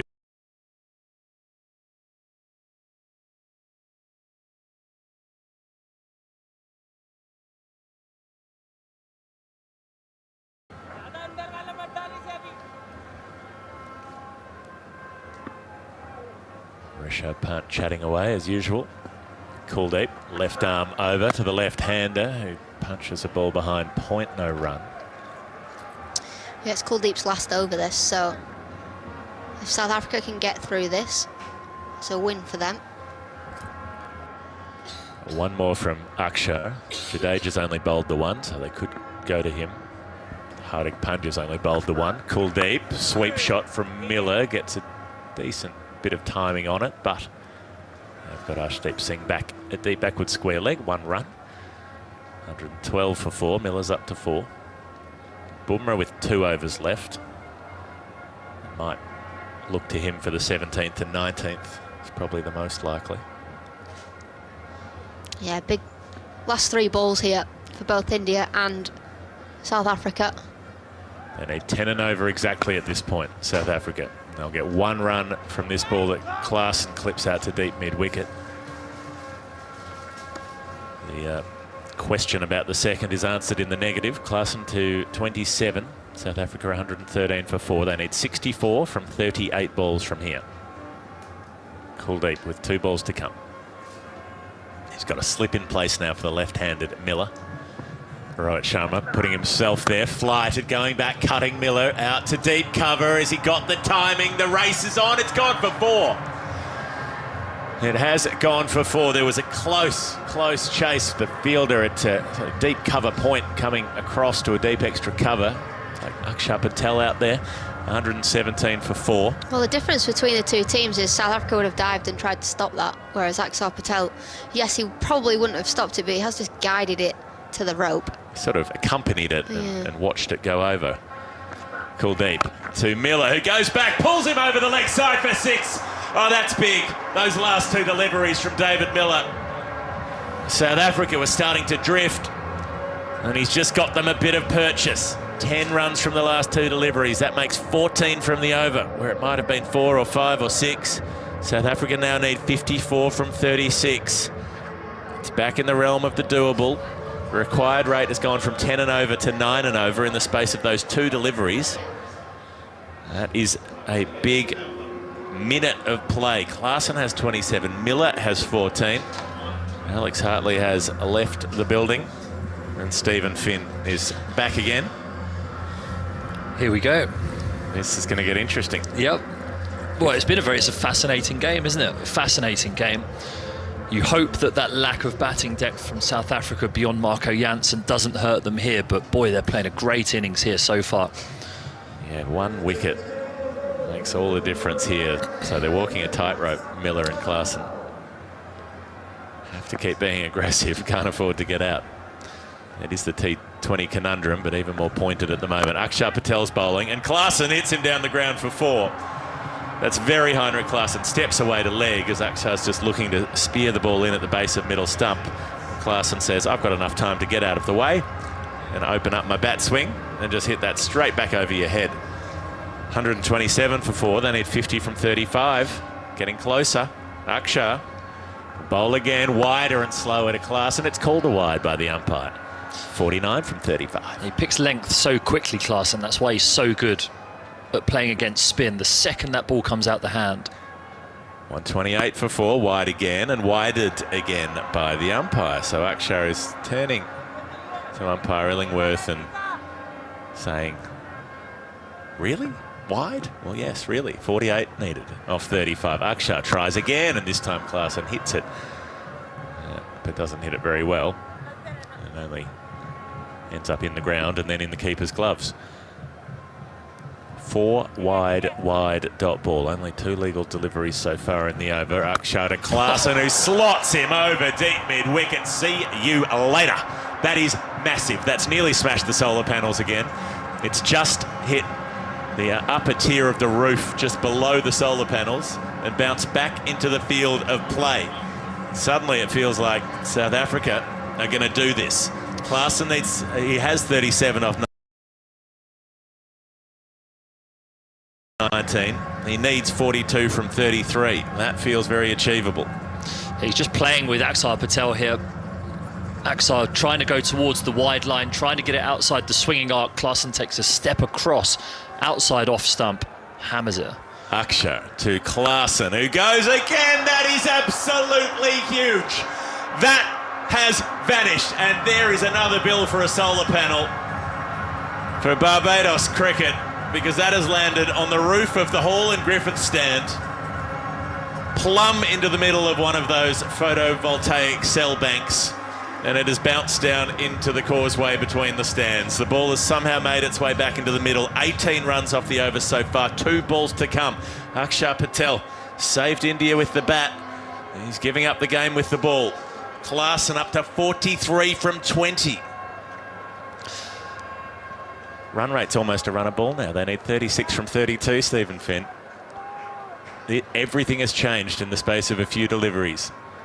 It could yet change again. Akshar wide to Klaasen, who drives him up and over cover, and it's 1 bounce for 4. Oh, that nearly carried as well. Just half volleys the rope, and that kept going and going and going against the breeze. Somehow, it kept sailing, and so nearly carries. 1 ball to come in the over. It's gone for 22. Klaasen 47 off 21. This is an all-time T20 innings in the circumstances, in the pressure. He slices it over backward point, just over Jadeja. Will come back for the second run. And if anyone was going to sprint back and dive and catch that running away from the flight of the ball, it was Ravindra Jadeja, but he can't get there. 147 for 4. 24 runs from the over. Klaasen up to 49 from 22 balls, and South Africa need 30 from 30. If they lose this from here, they will deserve the word that has been applied to them in the past, but they have played fabulously to get back into this position, to see if they can do it, if they can clinch a World Cup title for the first time. Henry Moran is coming in to join Stephen Finn. Yeah, and a tactical misstep maybe here from India is going to be delaying Jasprit Bumrah too late in this innings. You know that South Africa don't bat beyond number 7. It's bowlers to come after that. This partnership was clearly going to be the key. The spinners have been whacked at 10 and over so far. Klaasen's so adept at playing spin, and he's hammered it today. Get Bumrah back into the attack, break this partnership, win the game. He's left it too late, it feels, Rohit Sharma. And here comes Jasprit Bumrah into the attack, around the wicket to the left-handed Miller. Bumrah bowls. Oh, he gets lucky, chopping it into the turf. Will get one down to fine leg. No, is the cry from Klaasen. 1 run taken, 29 from 29 for South Africa to win a World Cup. A phrase that for decades has been inconceivable, not just because they would have a side capable of it. They've had that. They've never had the chance. They've never reached a final. 29 needed from 29. Klaasen is on 49, and here comes Jasprit Bumrah over the wicket. Field up inside the circle on the offside. Klaasen nudges the ball in front of square. He'll get one. May turn for a second. They do turn for a second. They'll get that second comfortably. There's a misfield in the deep. And there's a brilliant 50 for Heinrich Klaasen. He raises his bat, looks to the heavens, and David Miller will come and punch gloves. They know this is not job done, but they're getting the job done. 27 needed from 28. It's 150 up for South Africa, 150 for 4. Bumrah down below us into his work once again. A stuttering approach, very straight-limbed, elbows everywhere, and he bowls. Oh, big appeal for LBW! No, inside edge. So 2 noises there. If that wasn't an inside edge, that was very adjacent. Klaasen, he plants his front foot across to Bumrah, which is exactly why, if I was Rohit Sharma 3 overs ago, I'd have been bringing this bloke back into the attack and trying to take the wicket of Klaasen before he could do any damage against the spinners. 27 from 27 needed. Here comes Bumrah again. Wind blowing. Klaasen on strike. Full delivery, and he just about gets his bat down on it. Bumrah has 8 balls left to bowl. Can he dig India out of a hole? Can he find the breakthrough that breaks the partnership, that breaks the game open, that raises the heart rates across South Africa that little bit more? 27 needed from 26. Yeah, Rohit, he's backed himself into a corner here, really. Jadeja has 3 overs left, but would you bowl spin to Klaasen in this mood? I feel not. Hardik Pandya has 1. Arshdeep Singh has 1, so he's got overs to find from somewhere. Big couple of balls here. Bumrah to Klaasen, onto the pads, whipped away, into space on the leg side. They'll get 2. In fact, they'll get 1 because the ball spins kindly out there in the deep as the throw comes in. 1 run is taken, so just 4 from the over so far. 26 needed from 25. Miller, who is a very capable and experienced player. We sometimes joke that there's never a T20 match happening anywhere in the world that doesn't involve David Miller, because he seems to be playing in all of them. But he'll know these situations. He'll know facing Bumrah. Not many have quite as much experience as he. 151 for 4. Final ball of the over to be launched. The projectile from Bumrah around the wicket, driven into the turf. No is the cry, and tumbling like a big baby at a play school. Rohit Sharma onto his backside to stop it. End of the over. 26 needed from 24. And the game moves forward. We head towards its conclusion. We have 4 overs left of a compelling World Cup, Finny. Goodness me, we've been lucky. Been very lucky, and I think we've actually been very lucky with this surface today. I was really worried that this would be a really slow, stoppy, stodgy surface, one that wouldn't be befitting a World Cup final, but it has been fantastic. You haven't been able to just lob it up there as a spinner and get rewarded for putting some revs on the ball. You've had to be on it, and if you haven't, you've been punished. And Heinrich Klaasen has punished these Indian spinners, which will be the difference between the 2 teams. If they do come out on top, the difference of intent between Heinrich Klaasen and Virat Kohli through those middle overs, if South Africa make it over the line. But with the label that they've been labelled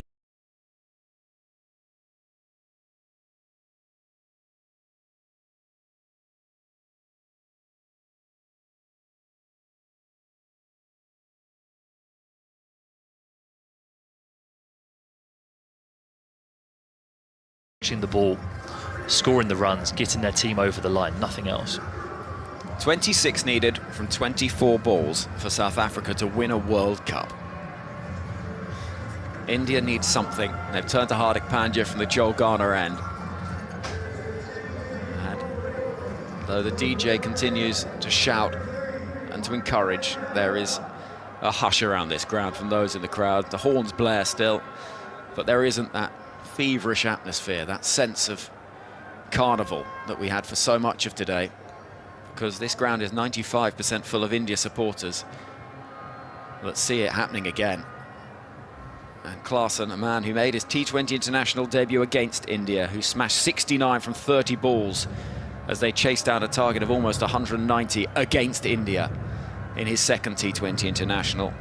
That got him onto the radar of those at the IPL. He played brilliantly for the Sunrisers. He loves facing spin, and he's wrought havoc on India today. He's 52 from 26. He's not facing spin here. There's a pause because Rishabh Pant's had some running repairs. That might just give a moment or two for South Africa to catch their breaths and realise where they are, how close that summit is. And Hardik Pandya, at the end of his mark, Rishabh Pant shares a little word with Heinrich Klaasen, and we're ready to go. Backward square leg, deep mid-wicket, long on, long off, deep cover.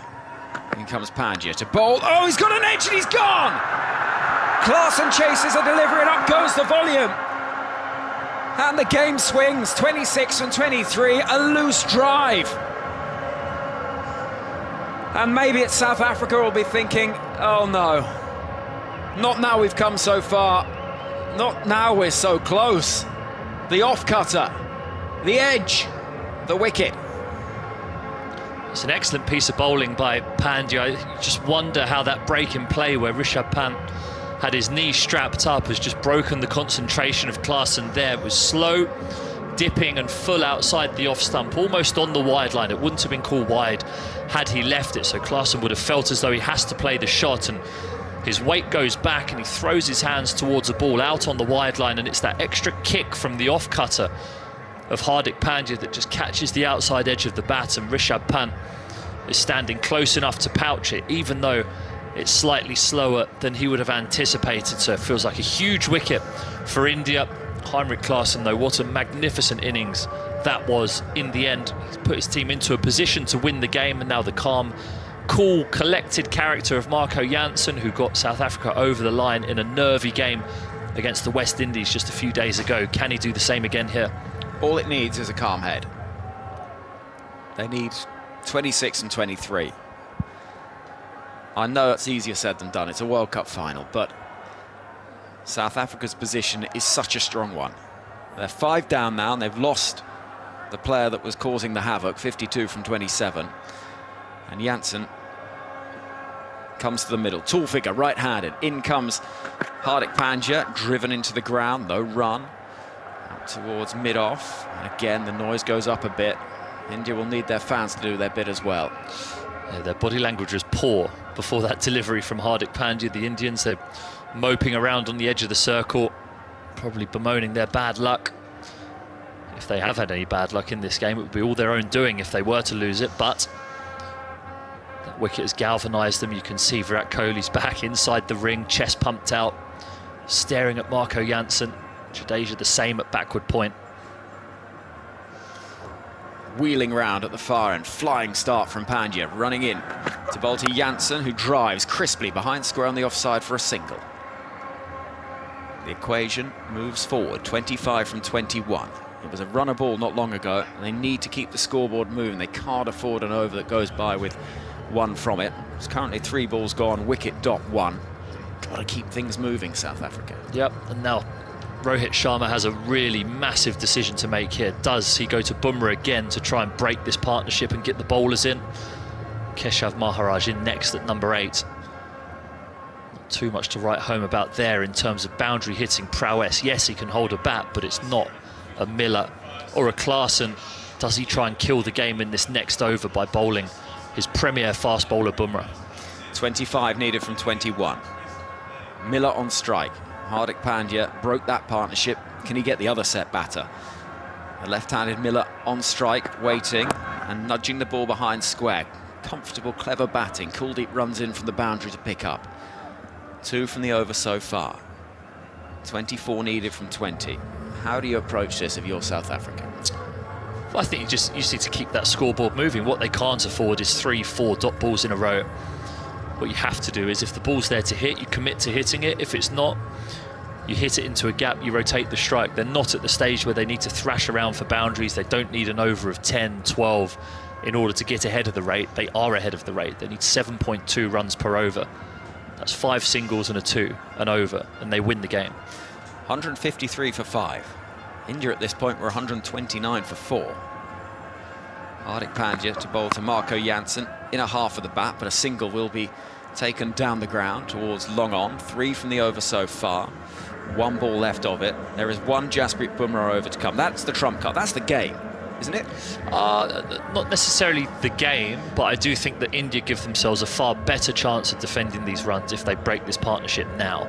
If you're trying to get Bumrah to defend 6 off the last over, it's a bit of pot luck. Even with the great skill of such a fantastic bowler, I would be thinking, if I were captain here, I've only captained domestic T20 games, but I want Bumrah bowling the next over to try and break this partnership.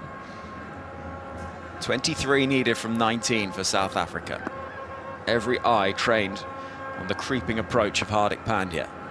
He's coming in to bowl to Miller. Final ball of the over. Miller paddles the ball gently. He thought about winding up, but realised into the breeze. 2 fielders out there, not worth it. 4 from the over. They need 22 from 18. We've got 3 overs left of the World Cup. It should be South Africa's from this position. Is there such thing as should yes. in a World Cup at this stage? Yes. I don't know.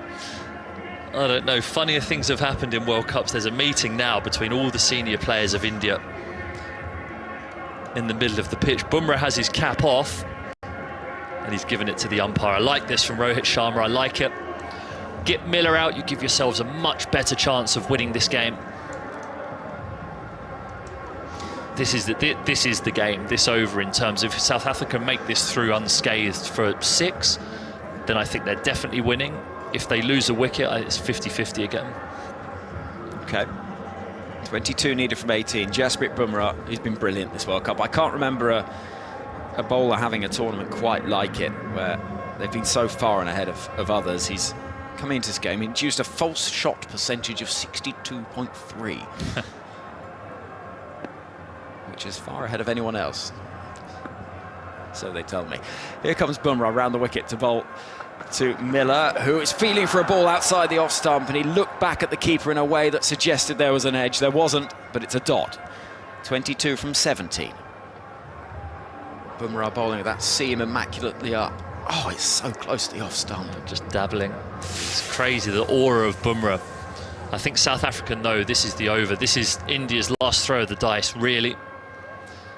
Bumrah, 1 ball, big outs, big play and a miss outside the off stump from Miller. Bumrah just tugs at his sleeve and then begins running it again round the wicket to bowl to Miller, who is pushing the ball into the offside. No is the cry again. The crowd are up. 2 dot balls to not put the pressure on South Africa, certainly give India more life in this game. The requirement, 22 from 16. Yep. Even 4 runs off this over, 18 from 2 overs is defendable, but you don't have 1 more from Bumrah. If he takes the wicket, the pendulum swings. Fine balance. Jasprit Bumrah running in past the umpire, round the wicket. Miller on strike, thrashes at the ball to deep cover. They get 1. 21 from 15. Does Jansen have some freedom here? No, no, he doesn't. Do you not think? No, definitely not. Definitely, he's got 3 balls to get through here.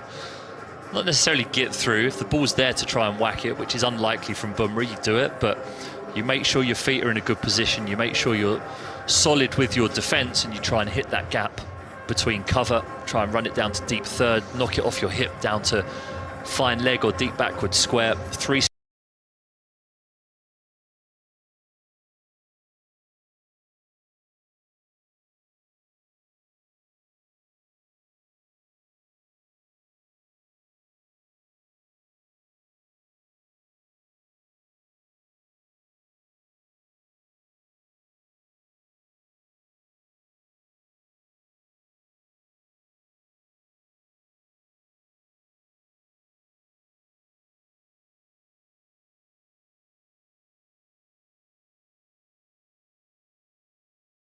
For 6. 21 needed from 14. Oh, I'm nervous up here watching this. What a delivery from Bumrah. The seam's angled in towards the leg stump, and Jansen, he presses forward on the front foot, offers the full face of the bat, but the millisecond that there was a gap between that bat and pad, Bumrah manages to snake the ball back through it and disturbs the leg stump. And what a marvellous bowler he is. He's so in control of what he's doing. He possesses such an aura to anyone that's facing him. At any second, he can change the momentum of a game. 26 from 24 is now 21 from 14. He has 2 deliveries remaining. Maharaj is on strike, and David Miller will be desperate to make sure that he probably doesn't face another delivery from Bumrah. So 2 balls left of Bumrah, who's gone for 1 in this over so far. Now he's got the wicket. Maharaj comes to the middle. He's capable, but as you say, he's not someone that instills fear necessarily. No, I mean, Bumrah would dispose of most top-order batters in the world, so it's if you're coming in at number 8, probably a spot too high as well for Maharaj. You're just thinking pure survival here. Support Miller. Miller's the one who the runs are going to come from the blade of. Maharaj's job is to survive these 2 deliveries and then make sure Miller faces as many balls as possible in the last 2 overs. 21 needed from 14 for South Africa. That's what India have to defend to lift their first World Cup in over a decade. Bumrah, bearded figure, moving away from us. Maharaj on strike is defending. Leaning forward, and Miller barely left his ground at the other end. He's defended that like he's safe in a test match. I would be inclined to think as well, if the ball dribbled down to fine leg, Miller wouldn't be running. 21 from 13. Bumrah, I mean, look at these figures. He's bowled 3.5 overs, 2 for 17 again. Arshdeep has bowled well today, by the way. He's still got an over to come. 2 for 16 from 3. Here comes Bumrah. The game was South Africa's. It's no longer South Africa's. 21 from 13 needed. Bumrah to bowl to Maharaj, who's defending. Yes is the cry, and they will run through for the single. So the over comes to an end, 2 from it, 20 needed from 12. You're not convinced by that, Vinny? No, I like it. South Africa have to take the runs on offer, definitely. At that stage, I think the 5th delivery of the over, okay, so Maharaj wouldn't have been dashing through to take that single, but at the end of the over, fine. Maharaj can face the first ball of the next over, it doesn't matter. I just wanted to keep Miller away from Bumrah, but what Bumrah's complaining about there, Kohli was right back on the circle, because clearly India would rather bowl at Maharaj in this situation and heap the pressure onto him. So I think Rohit had pushed Virat to the edge of the circle, but Bumrah didn't realise that had done so, and I think he was thinking about his figures, and he's been rather expensive for what he's been in this tournament. 2 for 18 from 4 today, just over 4s. Ridiculous. It's ridiculous to even speak about it in that manner. Yeah, 2 for 18 has increased his economy rate in the tournament today, which is crazy. They needed 30 from 30, South Africa. Then it was 26 from 24. It was 21 from 14. Now it is 20 from 12. 2 overs left. 2 overs left of the World Cup. In comes Arshdeep Singh to bowl to Maharaj, who's getting a ball which is punched back towards the bowler, stopped. It's a dot. India are up and about now. They were forlorn figures about 12 deliveries ago when Rishabh Pant went down on his bum and had the physio come on and tape his knee up. He's still hobbling around now, but that break in play has seemed so significant for the course of the game and the momentum of the game that we are seeing right now, because Klaasen departs the very next delivery to a slower ball from Pandya, and now the Indian fielders, they're like a membrane coming in towards the batter every time, crowding him each delivery. There were 4 of them surrounding him there. Now they're back on the circle. Be pouncing again, making sure Maharaj is on strike. Kohli encouraging the crowd to give the whole slow hand clap. The field is changing. We've got Kuldeep coming up inside the circle from deep third. In comes Arshdeep Singh. Maharaj is waiting, swinging, missing. Dot ball. It's dribbling away from South Africa, this. They need 20 from 10. Rohit's a beauty. So Arshdeep has brought deep third up into the circle. He's then bowled a short wide one with pace on across Maharaj, who's played and missed. And yes, he's played and missed, but an outside edge there flies away from 4. Immediately, Rohit's walking towards Arshdeep, wagging his finger at him, saying, no. If you're going to put long on and long off back, I do not want you to bowl a back of a length outside off stump with the pace on, because an outside edge gifts 4 runs there. So that was brilliant, wagging his finger at him.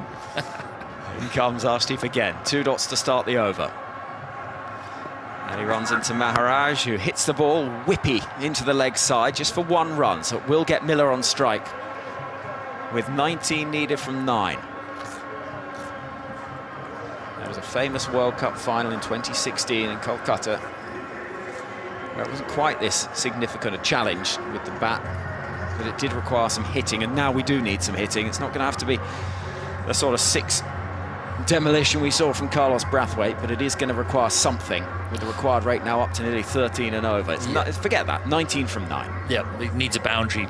These 3 deliveries, he needs probably 2 boundaries, I would say here, Miller, to keep them calm going into that last over. Hardik Pandya will be bowling it, who's not renowned for bowling Yorkers at the death. He'll use changes of pace, but Miller will know these are 3 huge deliveries within the context of this game, and I think Rohit and Arshdeep Singh think that too. Rohit himself goes out towards the long off boundary. Every delivery, minute changes to the field. And yeah, there'll be important tactical changes, but also they want to ramp up the pressure on Miller here, who himself is coming down the track, gardening, prodding and poking. 19 needed from 9 balls. Arshdeep again, angled approach, over the wicket, left arm to bowl to Miller, who swings at a ball into the leg side. I'm not sure he's got enough of it for 2. They'll turn for a second run and they'll get a second run.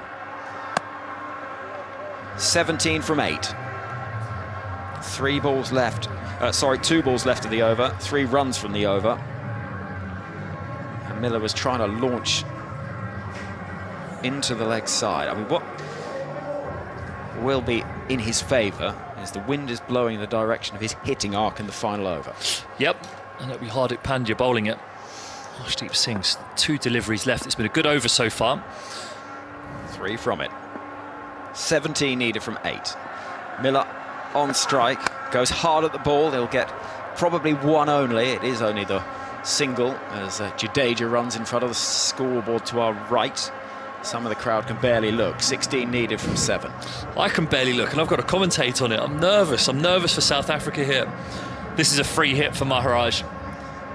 I think if it's an even number, they come back. If it's not, you don't want Maharaj thrashing at 2, as we saw the first 2 deliveries of this over, thrashing around at 2 of them and wasting 2 dot balls. So Miller, for me, has to stay at the far end. It's either 0, 2, 4 or 6 here for me for South Africa. They needed 26 from 24. The game was in the palm of their hand. South Africa, India are in it, and favourites, I would say, just about. 16 needed from 7. Maharaj waits and swings at the ball into the ground, and is that a catch? It might be. Some of the crowd think so, and you can't really tell from the reaction. I don't think it's a bump ball, surely. I think it is. I don't think he's played it into his toe. But it is 16 from the final over. David Miller, over to you. Hardik Pandya against David Miller for the World Cup. 16 needed from 6. Yep. Here we go. Miller, I don't think he was sat on his bat handle there as well. There was no way he was running unless it was a 2. It was going to dribble up towards long on that final delivery. It was a brilliant over by Arshdeep Singh. 4 from it. Nailed everything he wanted to do there, apart from the 1 where his captain gave him a bit of a ticking off for maybe gifting South Africa 4 runs from outside the off stump. But he's been fantastic today, Arshdeep Singh, India's leading wicket taker throughout the tournament. And now this really is the mouth-watering finale that we all wanted. And they've got 14 of the last 24 deliveries.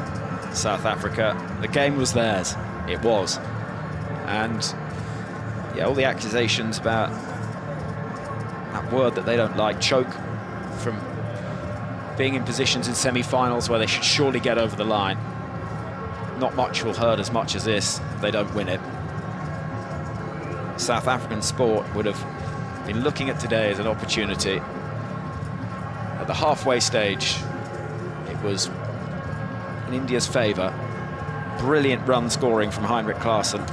Looked like it was South Africa's game. India were forlorn, they were gone. But he went. He chased a wide delivery from Hardik Pandya. And suddenly the run scoring ground to a halt. And 16 from 6 balls. Virat Kohli is down there to our left at deep mid-wicket, which is going to be a part of the ground, you sense, where David Miller is going to be trying to target. The wind is blowing in that direction, grey clouds overhead. Hardik Pandya is going to have to look to bowl it across Miller here. Anything on his legs or anything on the stumps is giving Miller the opportunity to hammer it. Square leg is coming up inside the circle as well, which signifies to me that Hardik bowling over the wicket is going to be targeting that wide line, way outside off stump, deep backward point, deep square cover. 16 from 6. Miller waits, full toss. He's hit it in the air. He's hit it down the ground. Fielder running round. Oh, it's a brilliant piece of work, but this could be 6, it could be out. I do not know. Surya Kumar Yadav thinks he's got him. Is that foot down? It required 2 tosses in the air, and I just don't know. Miller is walking, but he's asking the question.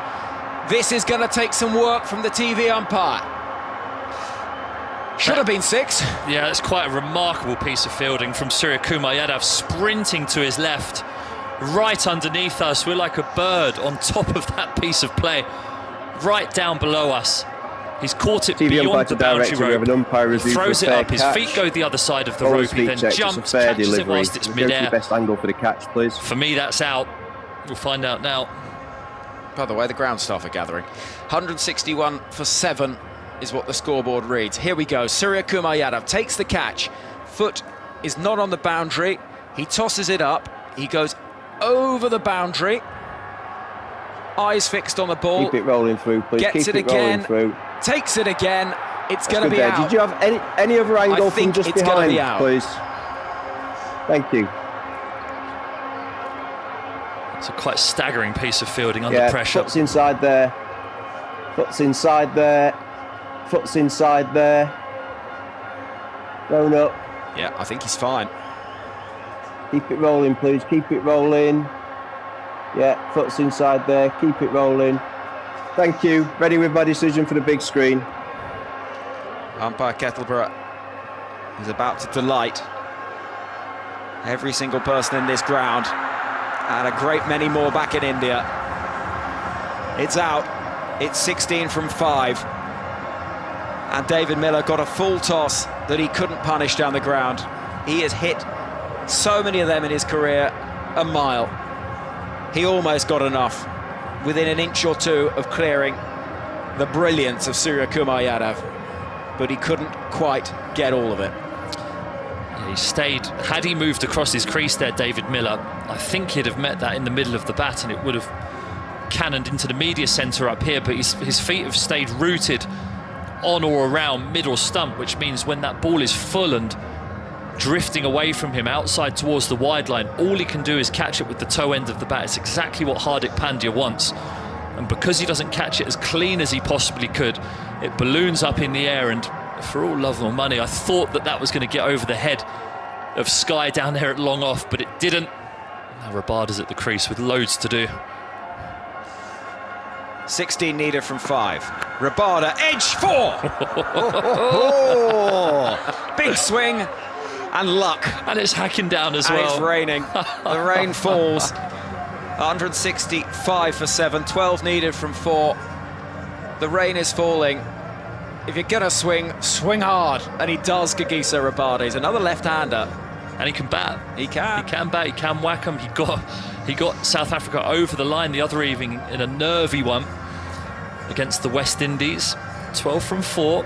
That changes the field, makes India think about something different. Deep backward point comes up inside the circle. Deep third goes out exactly for that outside edge. 12 from 4. The rain just easing a bit, just adding to the drama. 12 from 4. Rabada taps his bat. Hardik Pandya with a deep breath pushes off below us. Running away to bowl at Rabada, who swings again mightily, and Maharaj is running through to take the run.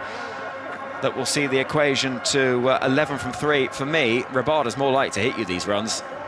I think he's the 6 hitter. I'm not sure Maharaj. He's good for a nudge and a nurdle, but he's not going to necessarily launch the ball out the ground, particularly because Rabada is swinging towards the side where the wind is blowing.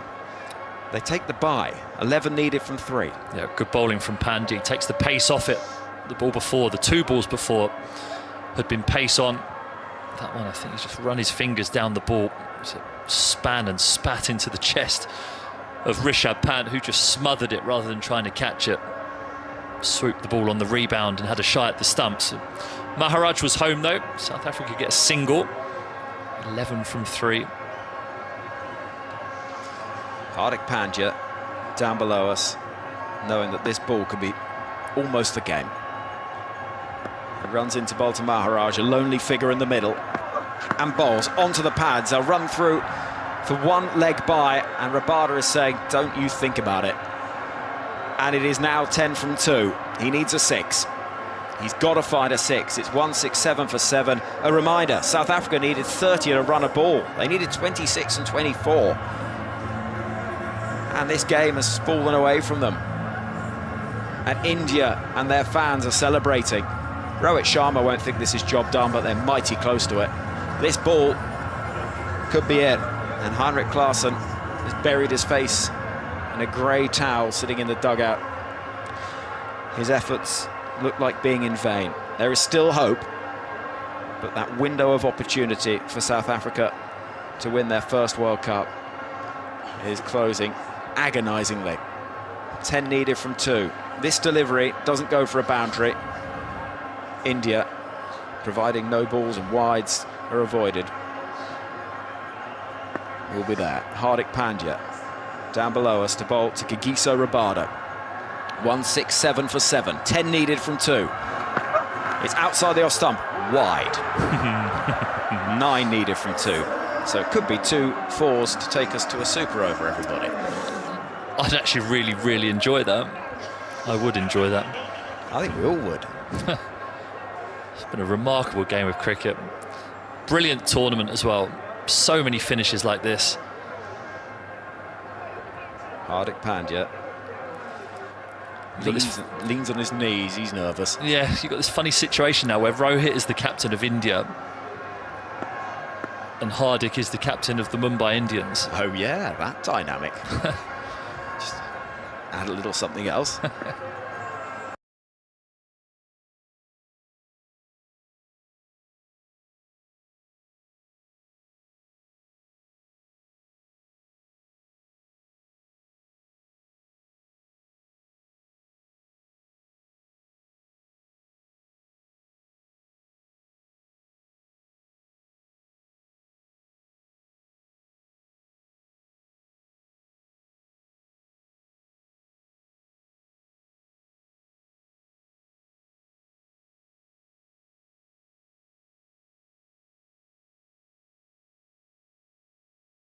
Who runs in now? It's been hit down the ground aerially. Fielder running in. Surya Kumar.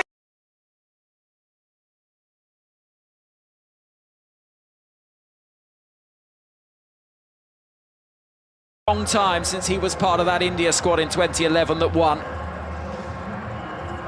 From Mumbai via a Champions Trophy in Birmingham to Bridgetown in the Caribbean, it is going to be India.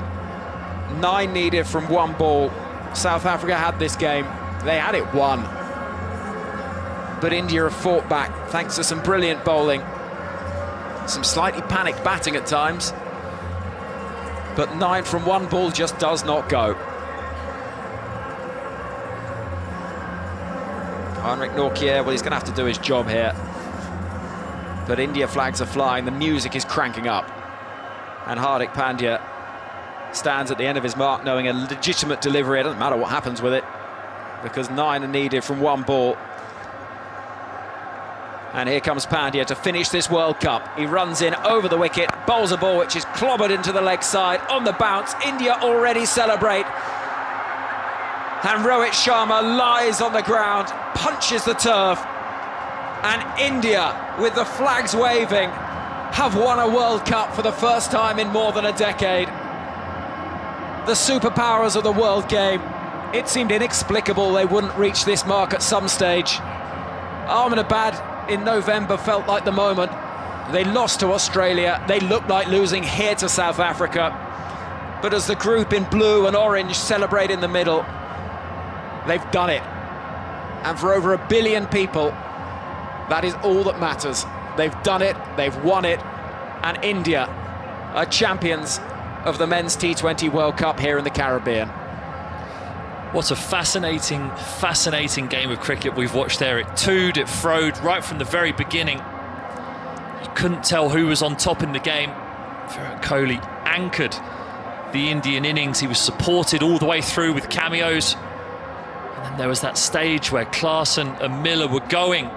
They had it under control.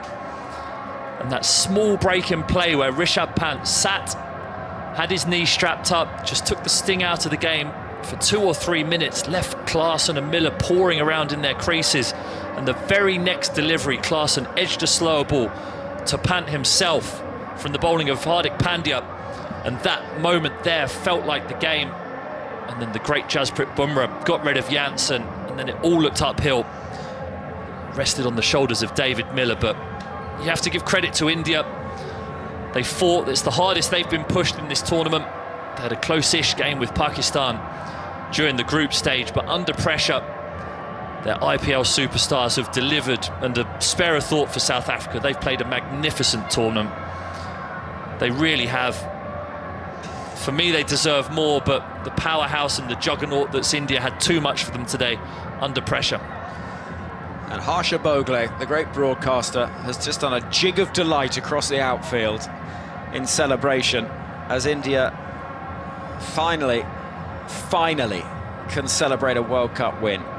Many say that with the resource, with the strength and depth, they should win every tournament they play, and this could be the start of an incredible run, who knows? But they have got the World Cup win. It looked certain they'd win in the 50-over edition at home. It was all set up. It was a coronation, it felt, until Travis Head and Australia had their say.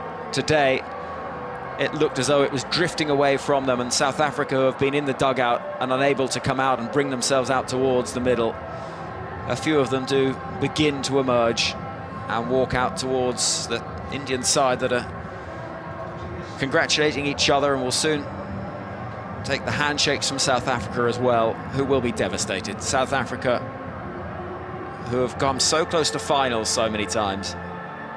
They made the final, they climbed that hurdle, and the game was theirs. They will sit in their bar tonight and think, we had that. It was ours, 30 from 30. We needed 26 from 24. As Jasprit Bumrah embraces his wife, who is part of the television coverage, I think at that moment professionalism goes out the window. And good on him, and good on them, and good on India, because they're a brilliant team that provide entertainment and provide such amazing narrative, if nothing else. And Jasprit Bumrah, who's waving to those in the crowd, has been a quite startling bowler, not just in this tournament, but right across the last few years. He finally gets his moment. It's not quite in the sun as the rain continues to fall, but they won't mind. Stephen Finn, this is an extraordinary scene in front of us, it really is. Yeah, well, South Africa threatened to rain on India's parade here, really, didn't they, at one stage? It's just that moment. Klaasen, he will cut a lonely, forlorn figure this evening in the team hotel. His teammates will rally round him because he did so much hard work to get his team into a position to chase a total that in reality was probably 10 over par. 176, you felt as though 165 was chaseable. But South Africa did so much hard work there. They did the hard bit, they got to the final, they put themselves in a position to win it, but they couldn't. They'll be better for the experience. They've got over that hurdle of the semi-final hoodoo. They've made it to the end of a world tournament. They haven't quite got over the line. They've got some magnificent players for the future. But that wicket of Klaasen to Pandya was the one that broke the camel's back. The last time India won a World Cup, players like Sehwag, Tendulkar, Yuvraj Singh, Zaire Khan were playing. Now this generation of 2024, these players, the likes of Bumrah, Jadeja, Rohit Sharma himself, these titans of the game who have waited so long for this moment. Well, they get it now. It's not in Ahmedabad, it's not in front of the Prime Minister and 100,000. It's altogether a very different scene. It certainly wasn't a beach and jet skis, as I recall. But the celebrations and the tears tell you all you need to know. Kohli and Rohit embrace and head up towards the dugout. And Rohit Sharma, as he lay there on the turf, punching that grass. Years of pressure, years of waiting come to an end. You rarely see Rohit Sharma emotional, do you, there, really? He's always so calm, calculated when he's out there with the bat in hand, with his captaincy. But he looks emotional there. He's popped off inside the dressing room, I think, probably to do it away from the prying eyes of TV cameras. But the South Africans, they hands on heads, hands on hips, discussions between players interspersed, the coaching staff going around trying to make sure these players are okay. There'll be so much emotion there for them, but spare a thought for them. They played a magnificent game, just not good enough on the day.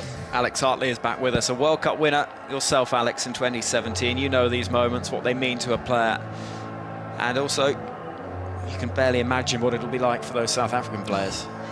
Yeah, heartbreak for South Africa, and South Africa players, you can see that, you know, there's players all stood on their own. David Miller just not stood with his teammates, just stood out in the middle thinking what could have been. What could have been if Suryakumar Yadav didn't take that absolute screamer to dismiss me. But for India, you can see how happy they are at the celebrations. In the last 5 overs, they needed 30 runs, and Bumrah was walking. What was the mood like in the dressing room? I'm only believe on Jesse bhai because game changer player. He is only one guy, is Jasprit Bumrah. I thought this hour maybe is match changing hour. And what I'm thinking about is exactly same there. I'm like, it's unbelievable feeling right now, to be honest. I can't describe my feeling. 6 months ago, you played a final and you were part of the 11 and you ended up losing that game. How is the feeling right now that you won the World Cup? DK bhai, last year World Cup, I lost same like, but now this match, I think it's, as a player, you also the last year World Cup, you there. So his feeling is unbelievable. Every professional cricketer he wants World Cup final. But I'm to be grateful. I'm blessed. I'm enjoying this moment. To be honest, I'm lucky. Thank God, Almighty Allah. Thanks, and on to you, Anas. Thoughts there of Mohammad Siraj, not part of the Hardik, you're proudly today. holding that Here's Indian Hardik flag. Pandya Just with sum Nasser up what Hussain. this World Cup win means to you. You know, means a lot. It's very emotional. We've been working very hard, but something was not clicking, and I think today was a day where we kind of fulfilled what the whole world, whole nation wanted. You know, so many people supporting, and I think even it's more special for me how my 6 months have been. I've been very graceful of not speaking a word. Things have been very unfair, but I believe that, you know, if I keep working hard, there will be a time where I will be able to, you know, shine and, you know, do what I have always I've done. And I think that sums everything up. You know, it was a dream to win, and especially getting an opportunity like this makes it even more special. You believed in yourself. Did you believe in the team when they needed 30 from 30? Did you still have that real belief you could do it? We always believed we can do it. It was just about we execute our plans, stay calm, and, you know, let the pressure come to them. And credit to Jassi and the fast bowlers, the way they bowled those last 4 overs, change everything. And yeah, it was about time to get it. You're cool and calm and calculated. How were you in that last over? I knew pressure's not gonna, if I'm not gonna be calm, it's not gonna help me. So for me, it was simple that I execute my plans and make sure that every ball which I bowl, I commit 100%. So yeah, I've been in this situation. Yes, I've not won it, but for me, I've always enjoyed pressure situation. All of a sudden, my run-up speed increased as well when the time came. So yeah, it's been wonderful. It's been very enjoyed. The final question, you gave your coach Rahul Dravid a big hug. His last day as coach, he is someone that's backed you and the team throughout. I mean, I'm very happy for him. He's been a wonderful man. Really enjoyed working with him. To give him a farewell like this, where this is how his so far coaching career ends. It's been wonderful. I've had a very good relationship with him. Kind of became friends, and very excited, very happy for him that the way they all are going, all the support staff. They've been very integral on last 3-4 years. And a big kiss from your captain as well. Hardik Pandya, World Cup winner, well done. Thoughts of Hardik Pandya? Aksan, it's been a great few months for you. Edge. We might just pause all of the reaction there. Well, let's keep going all night. Let's hear from them all. Well, I was intrigued by Hardik Pandya talking about his own captaincy in the IPL in his first answer, and they've run the World Cup final. But there we go. What a moment for India. Stephen Finn, Alex Hartley alongside me. The celebrations are wild, raucous, as well they should be. I mean, World Cup final wins, Alex, you've been there, you know what it's like. It's incredible. They are, but it's almost like a more relief than anything else, because you've worked so hard for that moment, and as we know, anything can happen in finals, but when you get over the line, when you realise that you're going to win the game, you almost feel like you're in a daze. You almost feel like it's not real life, and you can tell by a few of the players that we've just heard from there, where they're almost like, I can't believe this has happened. I've been waiting for so long for this, and all I remember is being stood there and almost not talking to any of my teammates, and almost looking around going, where are my mum and dad? I just want to see my mum and dad. But it's the best feeling in the world, because you've worked so hard for it, and yeah, when you get over the line, you just almost go, oh, finally. Yeah, and Finny, your experience in the 2010-11 Ashes squad, there are comparisons, I suppose, in the sense you were part of a team that achieved something that nobody thought was going to be possible, and that, actually getting over the line can be so difficult for a team. Yeah, I mean, you look at this India team and you did think that it was possible for them in these circumstances. You thought the pitches would suit them. You thought that they would be there right until the very end because of the superstars that they have. But yeah, you can see the emotion on their faces. You play the game of cricket for moments like this. You put in that hard work, you do the extra sessions, you get up early, you put yourself under pressure as much as you can for the moments of happiness and joy like this that you can share with your loved ones and the people that you do all of those hardships with on the training pitch. You are able to celebrate with them. It's a thoroughly deserved trophy, I think, for India. It would have been really romantic if South Africa had have won it. I think it would have been a brilliant story, a magnificent overcoming of nerves and things that have held them back over the years in world tournaments, but it's very hard to argue with the juggernaut that is Indian cricket, and especially in this format of the game. They've been magnificent all the way through. They deserve their world title. I think when you also get over the line, all those birthdays and all the things you've missed out on, the weekends and everything that you miss being a professional cricketer, because you miss out on growing up, basically. You miss out on hanging around with your friends. It makes it all worth it, and you know, just to see the smiles on the Indian faces, it puts a smile on your face as well, because you can see the relief in theirs. Yeah, and as the rain falls, they won't mind that at all. Even and the ground and the pitch is left exposed. Don't need to worry about that. But let's just remind ourselves of how this game played out. India hitting 176 for 7. Virat Kohli top scoring was 76. Akshay Patel, a word for him, by the way, coming in at 5.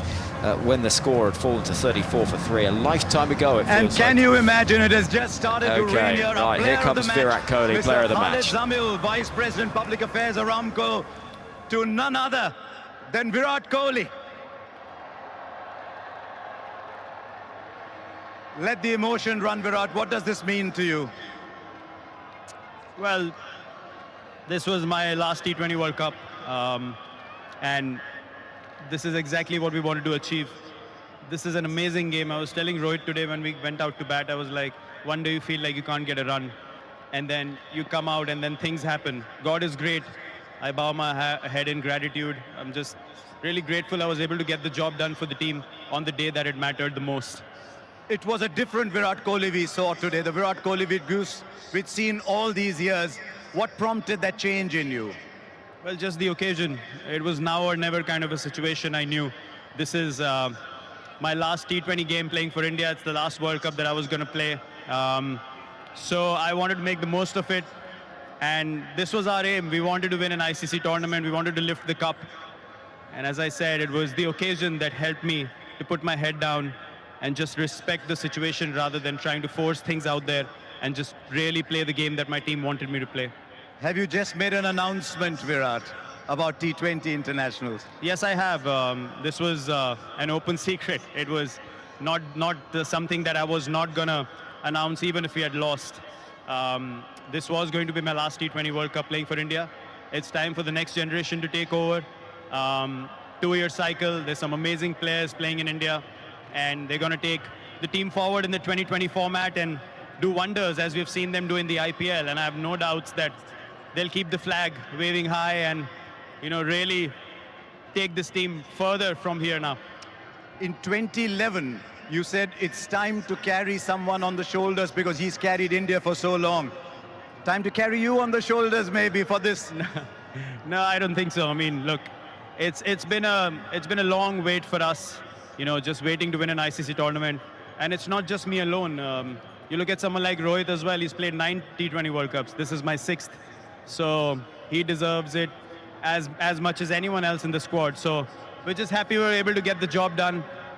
And really, it's hard to explain, you know, the emotions I felt after the game. I knew what kind of mindset I was in. I wasn't very confident in the last few games. I wasn't feeling really good out there. But when God has to bless you with something, He shows you in ways that you can't imagine. That's why I said I'm really grateful and humbled right now when I bow my head. Well done, Virat. The world sees you as a very tough human being. It's revealing to see this side to you today. It's been difficult, and hence the emotions of how the game went as well, where we came back from, the kind of character the guys showed. It's really difficult to hold things back. I think it's going to sink in a little later, and the emotions are going to come to the surface a little later more, but it's just an amazing day. I couldn't be more thankful. If it is indeed the last one, you go with your head held high as you always do. Well done, Virat Kohli. Thank you very much. Thank you, Harsha. Harsha Bogle chatting to Virat Kohli, who confirms his final T20 World Cup. And what a way to bow out as he stood there on the boundary edge on his own. It was a very, very special moment. You could see it down there on the boundary edge. You knew how emotional he was, Alex. And for Kohli to go out in that way from T20 international cricket. It's brilliant, isn't it? I mean, you can't think of better ways to end your career that's been so fantastic throughout. And here comes Jasprit Bumrah. Let's hear from him. I'm just pausing to let the sound come through, Jasprit. Did you think when you were a kid growing up in Ahmedabad that far away here in Barbados you'd be seeing these kind of emotions? Not at all. You know, usually I'm the one who tries to keep my emotions in check and, you know, try to focus on the job. But today, you know, I don't have a lot of words. The emotions are taking over. I usually don't cry after a game, but you know, this feels really special. You know, midway stage we felt we were in trouble, but to pull off a win like this is an unreal feeling. Is this the very best that you have bowled? Because I've seen cricket for a while. I've yet to see a white ball bowler bowl at this level consistently. What do you think of it? I'm just really over the moon that, you know, my son is here, my family is here, and I could do something special for India. You know, we've been working really hard towards this, and we've come close. We just fell short last time, but we were able to go through this time. You know, there's no better feeling than that. We play the sport for this, for these days, for big stages. When you do well and you get your team through, there's no better feeling. It's incredible that in a game that's normally dominated by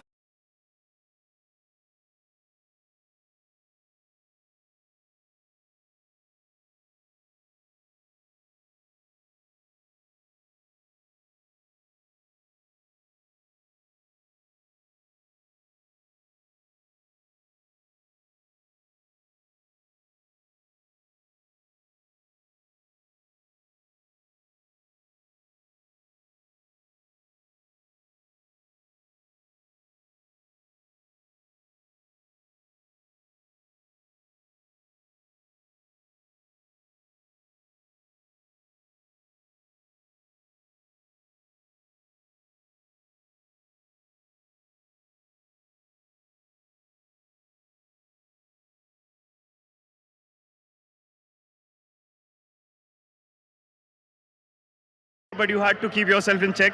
But now the job is done, the emotions can come out and you can, you know, scream and shout. Can I just ask you one final question on when you took the ball for the 16th over? It was 30.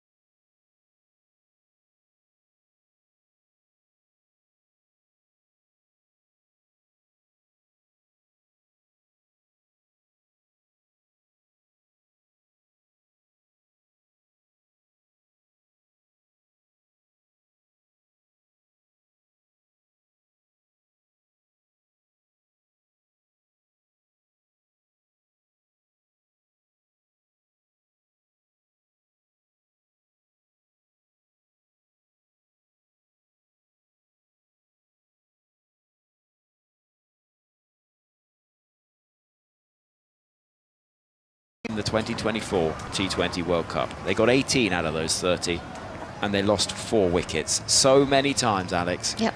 We've heard the phrase South Africa, when the pressure's on, they bottle it. Yeah, and that was Have they bottled it? Yeah, it was the ultimate bottle job today, wasn't it? They should have won. They were cruising. When Klaasen got out, it was a huge turning point. We knew that it would be. But I still think with Miller there and Jansen there, just rotate the strike, you know, get the ball into the deep. And then Bumrah came on to bowl and bowled a fantastic over. And, you know, Bumrah's got more wickets than he's conceded boundaries in this World Cup. He's been absolutely fantastic. He's been outstanding. For me, the player of the tournament by a country mile. But yeah, for South Africa, it's why you can see them on the far side of the field all sat down, none of them really talking to each other, because they will know yet again they've bottled another World Cup. Finney, is it as simple as that, or is it a bit of credit actually to Jasprit Bumrah, who we heard from a moment ago? Yeah, I'm not sure it's quite as simple as that. I do think that you have to take into account the fact that you've got this guy who he's an alien. He's from another planet. He just the things that he's able to do, and the way that he keeps it so simple in his mind, I think is the thing that makes it so impressive. He gets asked the question there, what's going through your mind? And a lot of other people in that scenario, it's easy for your thought process to be muddled. He's not muddled. He knows exactly what he needs to do. He recognises, he adapts, he delivers, he executes.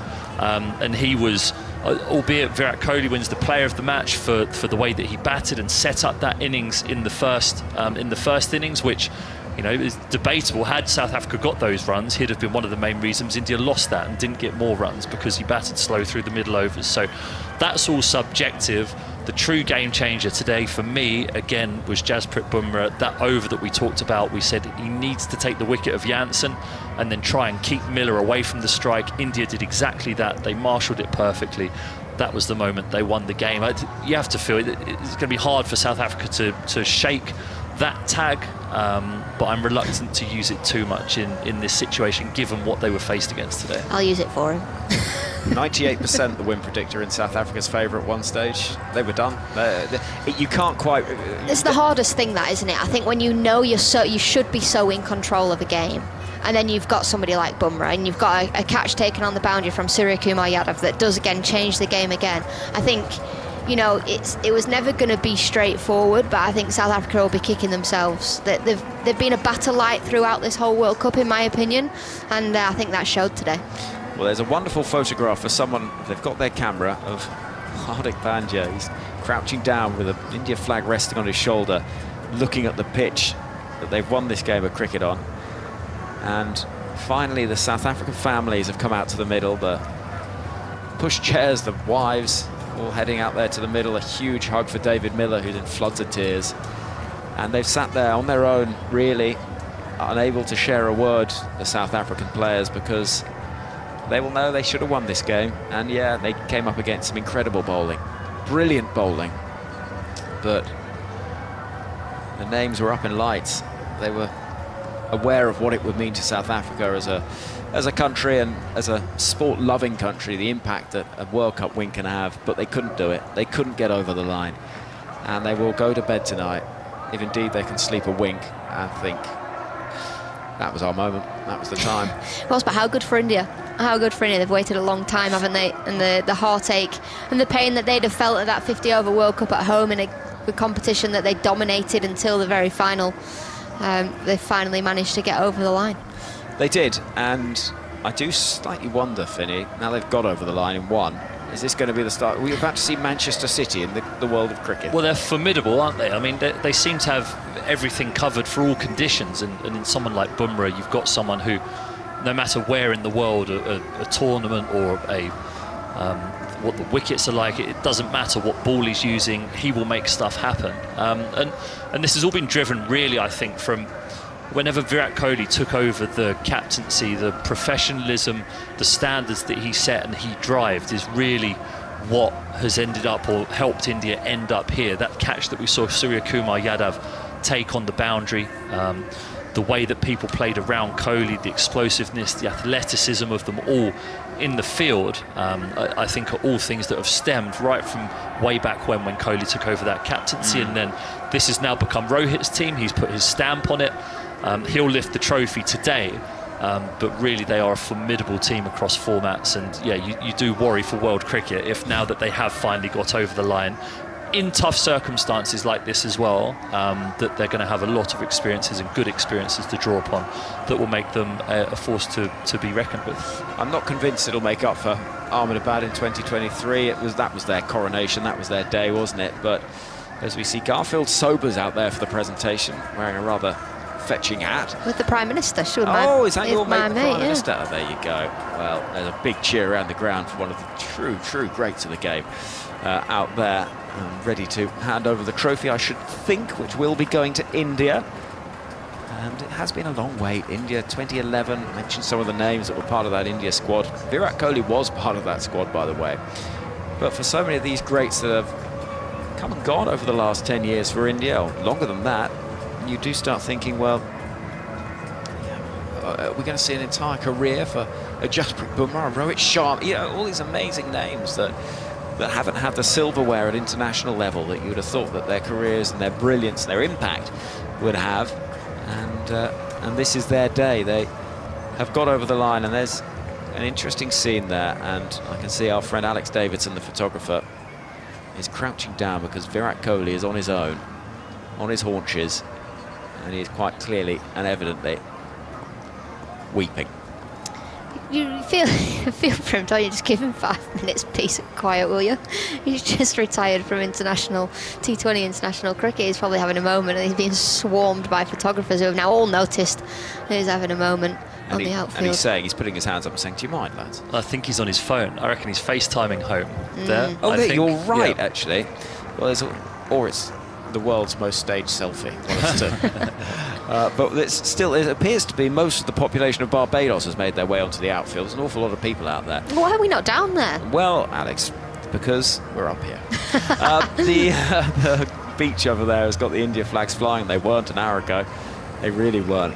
And this game did look like it was done. But sometimes it's very easy to look at a team failing. I think maybe the narrative will be quite heavily in favour of South Africa having bottled it, but actually there was some brilliant bowling in there, and captaincy actually, because that big brains trust meeting to throw the ball to Jasprit Bumrah at the moment they did was a risk, but it was the call you wanted, Finney. Yeah, I actually don't think it was a risk. I think it was their only way of winning the game. I think if they let Hardik Pandya bowl that over, there's a chance it goes for 10. I mean, we're throwing just figures into the sky here, but clearly Bumrah's ability to bowl exactly what is necessary at that moment in time, and we heard that in his player of the tournament interview there about how he just assessed conditions. He said, well, the ball's moving through the air a little bit, I'll bowl a length ball angling back into the top of leg stump, and it went through the gate, he bowled him, and then you'd broken open the tail. Then you have those couple of dot balls where Maharaj thrashes outside the off stump at the beginning of the next over, and it went from being a manageable, almost a runnable situation to being 8, 9 and over within the space of 4 deliveries. And it's those moments within games that the big players stand up and they do it, and that's exactly what Bumrah did then. There was a key moment, and you called it right at the time, and you spotted it, and it was Heinrich Klaasen who was there on 52 off 26. Rishabh Pant goes down, has some running repairs on a knee injury. There's a 5-minute almost break. Next ball, Hardik Pandya finds the outside edge. Yeah, and sometimes, and we'll never know whether Rishabh Pant is actually struggling with his knee, but when you're in a game situation like that, and Klaasen was just on one, his concentration, he'd have just faced up every single ball, and you're in this zone. You get like that as a bowler sometimes. I never really experienced it with the bat, funnily enough. I only really experienced it with the ball. But you got 30 odd once. Yeah, 35, yeah. Shane Watson over his head for 6. But you get into a rhythm, and you just want to, if you're a bowler, you just want to get the ball, turn, go, turn, go, turn, go. And sometimes you just need to do something that breaks the concentration of the other team, the other person. It's within the rules, it's gamesmanship, a bit of Vince Lombardi, sort of pushing the limits of what's acceptable. But definitely that break in play just meant Klaasen would have had an opportunity to remove himself and turn around and look at the scoreboard and say, okay, right, one more decent over here and we've won the game. Slow ball outside off stump, brilliantly executed by Hardik Pandya, gets a little bit of kick, catches the outside edge, and then right from that very moment, India went from having hunched shoulders, sat on the edge of the circle waiting for something to happen, to being like tigers prowling around their prey against everyone in the middle, and that was the moment that game was won for India. Not far away from the end of tournament presentation, and after that's done, we'll have a few reflections on what we've seen in this competition, which has been thrilling over the last few weeks. But we will hear from South Africa for the first time, their captain Aiden Markram, who would have seen himself following Francois Pienaar, Sia Khaleesi. First World Cup game he's lost. Indeed. As captain. And he would have been sitting in that dugout thinking, this could be one heck of a party. Well, it's a lonely place when you feel like you should be achieving something, or you sort of get yourself into a mentality or a headspace where you're like, oh wow, what this is going to feel like. It's a very lonely place and a very thought-provoking place when you're now stood there as South Africa are, and they're going to be watching India lift that trophy, where all not much longer than an hour ago they thought it was going to be them. Yeah, and there's something rather poignant about one young member of a South African family who's wearing a pink tutu and a South Africa shirt, running around with absolutely no idea of the significance and the emotions of Dad somewhere standing nearby. You sometimes need that though, don't you? Just turn around and there's more to life than a game of cricket, you know. And yes, you'll be hurting, and you know the heartbreak of not getting over the line. Ladies and gentlemen, welcome to the final post-match match presentation of the ICC Men's T20 World Cup 2024, hosted in the magnificent venues of the USA and the West Indies. It's been a great tournament. We've witnessed thrilling matches, outstanding performances, and unforgettable moments. Congratulations to both teams for an extraordinary journey, for captivating us with their skill and passion, and for making this T20 World Cup a spectacular event. On behalf of the International Cricket Council, I'd like to thank the host, Cricket West Indies, the sponsors, the international media and broadcasters, the players, and finally you, the fans, for making this event a special one. Let me introduce the presentation party that stands with us today. Mr. Greg Barclay, the ICC chair. Dr. Kishore Shallow, Cricket West Indies president and ICC director. Mr. Jay Shah, BCCI honorary general secretary and ICC director. And Lawson Naidu, Cricket South Africa chair and ICC director. To commence our final post-match presentation, we are honored to welcome one of Barbados and West Indies' finest modern players, former T20 World Cup champion Carlos Brathwaite, to place the ICC Men's T20 World Cup 2024 trophy on the presentation podium.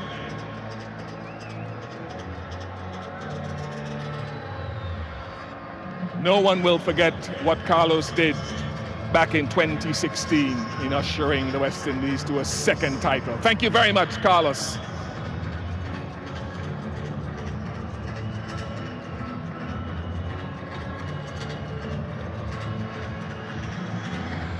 Yeah, it's been a wonderful occasion, and now we get down to the individual awards and presentations.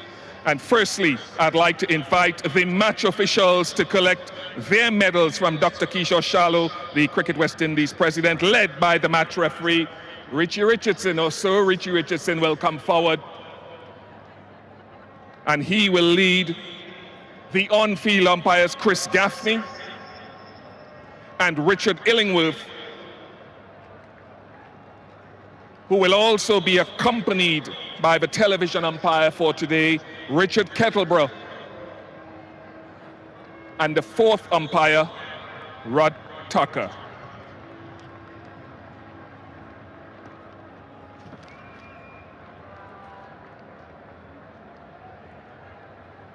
Thank you very much to the officials without whom this would not have been possible.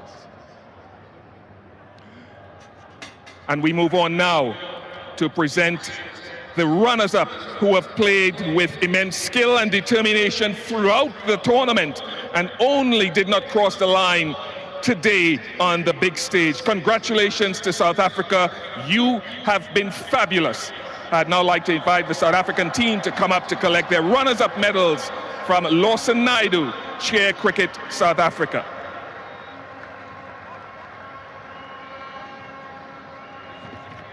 Now we can get the players to come forward. Othniel Batman, Gerald Coetzee, Quinton de Kock, Bjorn Fortuin,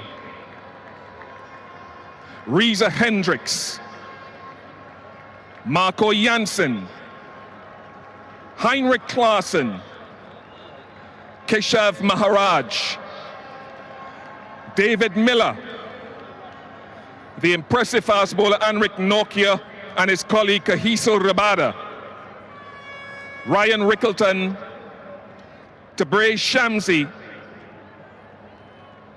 Tristan Stubbs,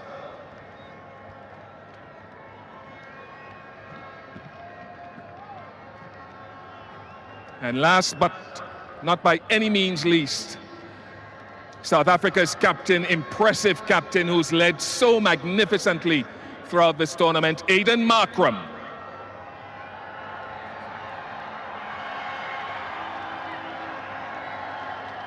Great appreciation for South Africa and the way they've acquitted themselves in this tournament.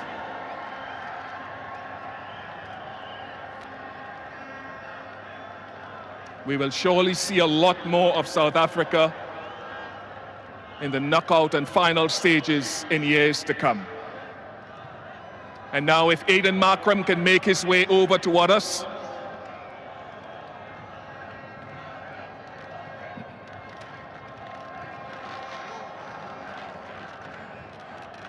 in commiserations, I think the appreciation from the crowd present here and those viewing the global audience have shown their great love for what you've provided. As you look at today's game and the outcome, generally, how do you feel? Yeah, obviously gutted for the time being. I think it'll take some time for us to have a really good reflection on a really good campaign that we've had. Obviously for the time being though, like I've mentioned, it hurts quite a bit, but having said that, still incredibly proud of this group of players and everyone that's involved in this team. The bowling effort today by your unit, how many marks do you give to them for the way they carried it out? Yeah, I thought they bowled well. Don't think there was a hell of a lot to work with with regards to the pitch, so thought they did well to restrict them to what we thought was a chaseable total. Thought we batted really well as well and came down to the wire. Really good game of cricket. So on all fronts, really chuffed with the guys today. Like I mentioned, not great to get over the line, but incredibly proud of this group of people that we've got going here in our white ball squad.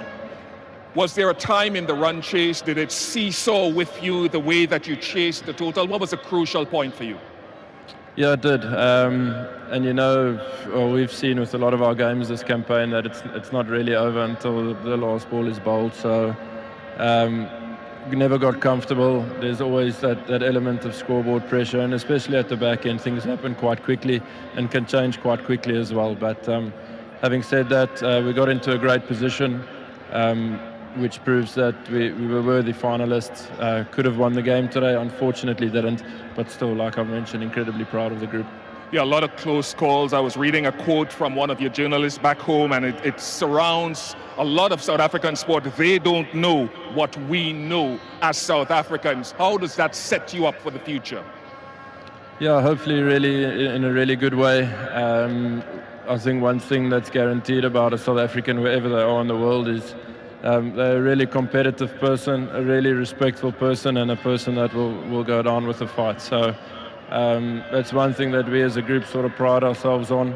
Hopefully moving forward we can draw a lot from those few things and can keep putting the skill side of the sport to good use. But it's still a proud moment for us.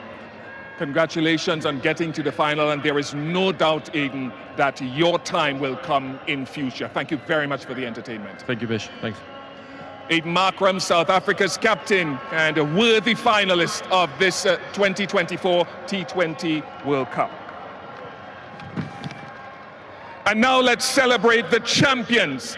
May I invite the victorious India cricket team to come up and receive their champions medals from Jay Shah the BCCI Honorary Secretary General and ICC Director. They will be led by Jasprit Bumrah, Yasvindra Chahal, Shivam Dubey, Ravindra Jadeja, Yashasvi Jaiswal, the impressive and great Virat Kohli, Hardik Pandya, Rishabh Pant, Aksa Patel, Sanju Samson, Ashdeep Singh, who was bowled splendidly all tournament, Mohammad Siraj, Kuldeep Yadav, Surya Kumar Yadav,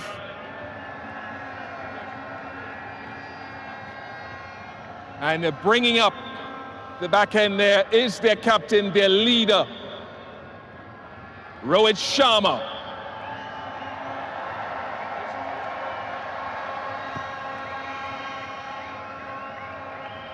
Great performance throughout the tournament. India unbeaten.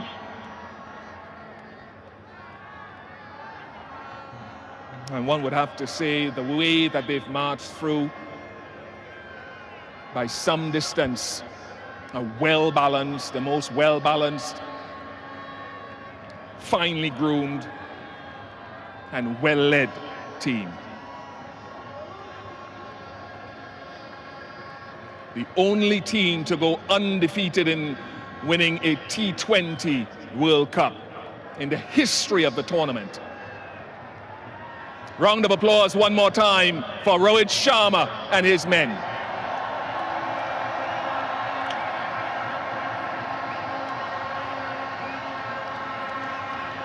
And now Rohit would make his way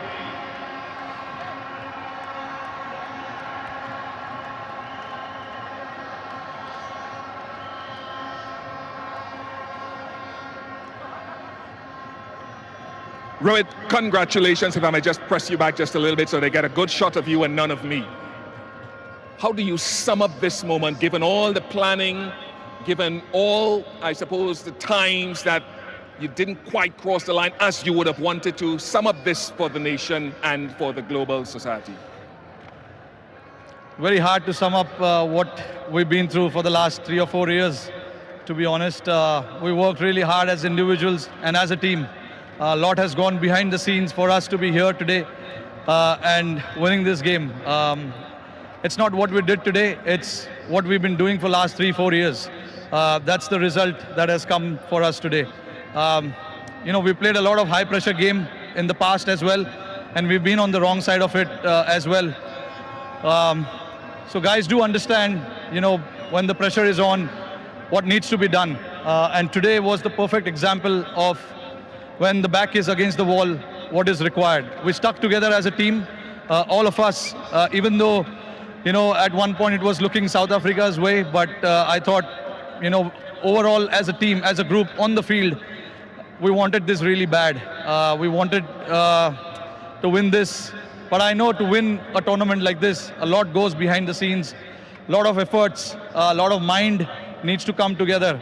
And I'm very, very proud of the bunch of boys that I have and the management as well for giving us that liberty to go and play and you know, execute and having that trust in each one of us. And that has to start from the management, coach, captain, and then the players, you know, go out there and do it. Throughout the tournament, I think we were fantastic. Let's talk about a few individual players and not isolating anyone else, but Virat's form wasn't the greatest coming into this final. What's your appreciation of what he did today with the bat? Look, I was, not me, but nobody was in doubt about that form of Virat's. We know the quality that he has. You know, he's been on top of his game for the last 15 years. So, you know, come the occasion, we know big players will stand up. And, you know, Virat was obviously holding that one end, which was very, very crucial for us. And the others played around him. And for us to get to that total was a team effort as well. You know, we wanted somebody to bat as long as possible. These are not the wicket where you can just come and bat freely and keep the scoreboard ticking straight away. So we do understand that, and we wanted somebody to bat as long as possible. Virat did that perfectly. That is where experience, you know, all the years that he has played comes into the picture. And the other guys around played really well. Aksar's knock of 47 was, I think, very, very crucial as well. Let's jump on to the bowling now, and you've got many, many heroes across the tournament. Aksar himself with the ball, Kuldeep, Ashdeep. But this guy, Jasprit Bumrah, how do we put into words what he keeps doing?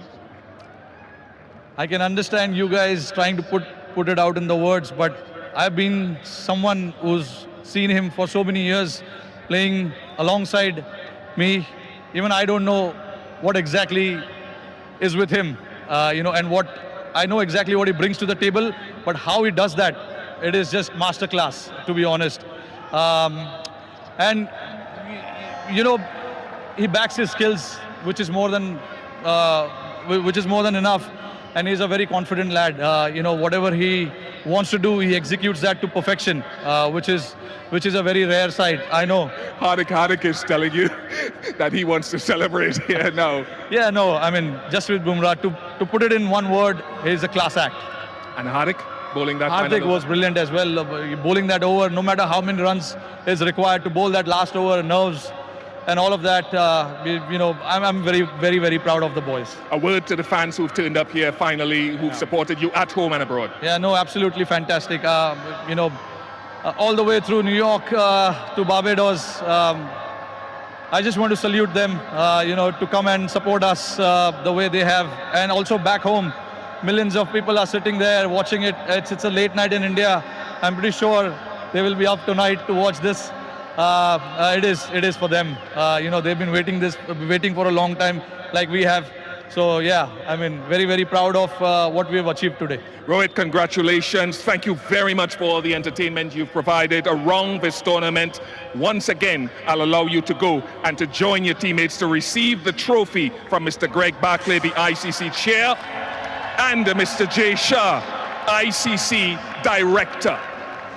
Congratulations to India, led by Rohit Sharma, ICC Men's T20 Cricket World Cup champions 2024. And Rohit Sharma lifts that trophy high, the fireworks go off, the gold ticker tape, and India can celebrate. It is India's trophy. They've waited a long time for this. Hardik Pandya didn't want to wait a moment more, and as Rohit Sharma did the robot as he walked up to lift that trophy, they can now begin the celebrations, can India. And the stiff breeze blows that gold confetti all over the place and over the heads of those South African players who look at the ground and will think about what might have been and what perhaps should have been. India's day, India celebrate. India, the champions of the 2024 Men's T20 World Cup. And what a tournament it has been. Stephen Finn, Alex Hartley. Oh, New York feels a long time ago. You're telling me. That super over here with Oman and Namibia feels a long time ago, Stephen Finn. And Rahul Dravid, look at those celebrations for him, by the way. Not often you see that sort of emotion from a man known as The Wall, but he's enjoying it. India's coach, but what a tournament, Finny. It's been brilliant. It's been fantastic, actually. I think the pitches, even though they've not been free-flowing, high-scoring IPL-style pitches, I think that it's made for some really, truly compelling cricket. It levelled the playing field. We had the giant killings, the upsets, we had tight games, super overs, and I think ultimately we've had the best, most consistent, dominant team that have ended up winning it, but not with a few interjections with people along the way, none more so than South Africa, who pushed them very, very close today, who should be super proud of what they've achieved. I've thoroughly enjoyed this World Cup. I wasn't that enamoured when I came home from the 50 over World Cup before Christmas. I thought that the format and everything, it just wasn't an exciting mind-capturing tournament, but this one truly has been. It's been a spectacle, and I've thoroughly enjoyed trying to cover it for everyone back at home. Alex Hartley, you've seen the American leg, you've seen bits in the Caribbean as well. We won't forget the last few weeks. No, I won't. It's genuinely been the best World Cup I've done. I think it's right up there with the women's back in 2020 when they had Katy Perry at the final performing at the MCG. This one has been fantastic fun on and off the field. We've seen some brilliant games of cricket. As you say, New York feels like a long time ago. Gone are the days where we were talking about the bad pitches and how they were and how they played out in New York. This World Cup will be remembered for a lot of good things. It was England 2 years ago that were enjoying the moments that India are enjoying right now on that outfield, and T20 World Cups come around reasonably quickly, and certainly England, South Africa, Australia will come back and see India, right, you're the side we've got to take down now. And it's part of the fun in some ways of how quickly these tournaments do come back around, because they aren't half enjoyable once they get going. Yeah, and now India have a target on their back, don't they? India have been the chasing team. They've been the ones chasing this dream in a World Cup since 2011, in an ICC tournament since 2013. They've been in that chasing pack, predominantly chasing England, to be honest, who have set the standards in white ball cricket around the world, and Australia, clearly. But now India are the ones to beat, so it's time for the other teams to go away, regenerate, do exactly what India did when they've not got over the line in those World Cups in the interim, and it's going to be thoroughly compelling the next time one comes around. I've just seen one of the South African daughters, the one in the pink tutu and the South African shirt, running and chasing all the confetti. And that is one of the sweetest things that I've seen throughout this World Cup. Well, as you were saying just before the presentation, sometimes you need something like that just to remind you as a player that there are bigger things, but South Africa, they'll be devastated. Of course they will, and we've spoken about that. But I think looking over the last few weeks, sometimes you get to the end of a tournament and you think, well, has the best team won it? I'm not sure Australia were the best team in the 50-over World Cup. They had a great day out with Travis Head playing that great knock, and you deserve to win if you win the final, let's make no mistake. India unbeaten. No side's ever done that in a T20 World Cup. And I think you'd be hard pushed to argue that they haven't been the best cross-format team over the last couple of years. Yeah, I think you would be hard pressed. Definitely, I think the way in which they've dominated this tournament is something that's not been seen before. I think it's not altogether unsurprising given the strength of the IPL and the dominance of that domestic tournament within the international calendar. I think lends India to being well geared to come into these tournaments and play very well under pressure.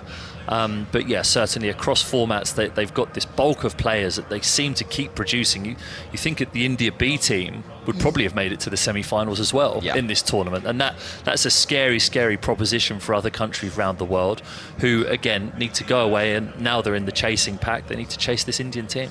Yeah, I think they have been the best team in the world for a number of years, and it wasn't if they win the World Cup, it was a when. It was when are they going to win a World Cup, because they've been so close so many times and they've played fantastic cricket in a lot of World Cups, and as Finney just said and yourself, they thoroughly deserve this win. Yep, they're over the line, they can celebrate, and the India flags are flying everywhere you look, and it would have been some quiet night in Antigua, Barbados, had they not won this game, because predominantly it is India fans that are inside this ground and are packing out the beach. Down below us, the India side doing a lap of honour, and I can see Akshay Patel down there, Yuzvendra Chahal as well, Arshdeep Singh, who's had a fabulous tournament, and photographers everywhere you look wanting to get that iconic snap that might be on the front page somewhere. Virat Kohli hands the trophy over to Rishabh Pant, who's had his own amazing story over the last couple of years, and he poses for the camera. Very good. Well done, Rishabh. He gives a big roar and raises the trophy. He knows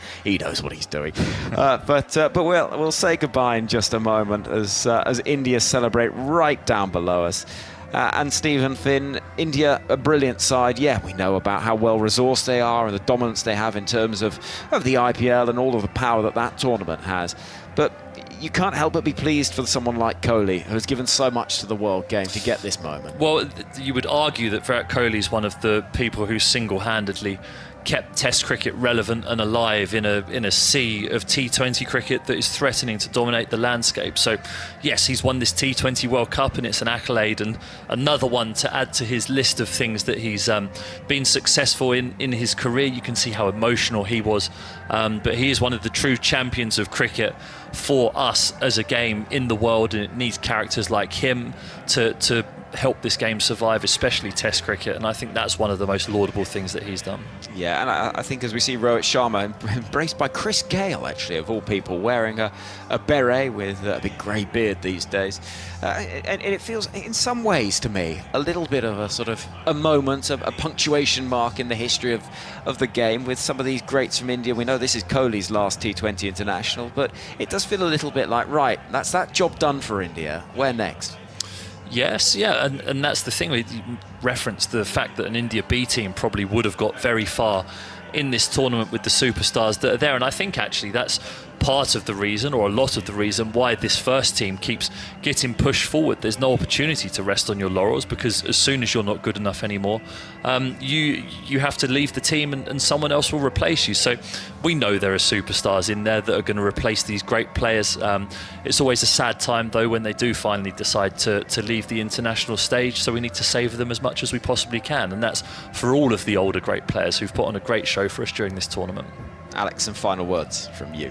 Look, I think India thoroughly deserve this win. I mean, Virat Kohli, it doesn't quite seem real in the fact that he's retired from international T20 cricket, because he's been so good for so long for India. I think it'll take Indian fans, the Indian team, a while for it to sink in, but you can just see them doing the lap of honour, and they're going to have a good old party tonight, I imagine. You would have thought so. Right. Stephen Finn, thank you so much. Alex Hartley as well. What a month or so it has been. India can celebrate. They're lifting the trophy. We've seen some amazing stories, haven't we? We've seen England struggling their way through 2 group stages, ultimately knocked out by the eventual winners. Scotland playing brilliantly at times as well. The USA being the shock surprise party in there too.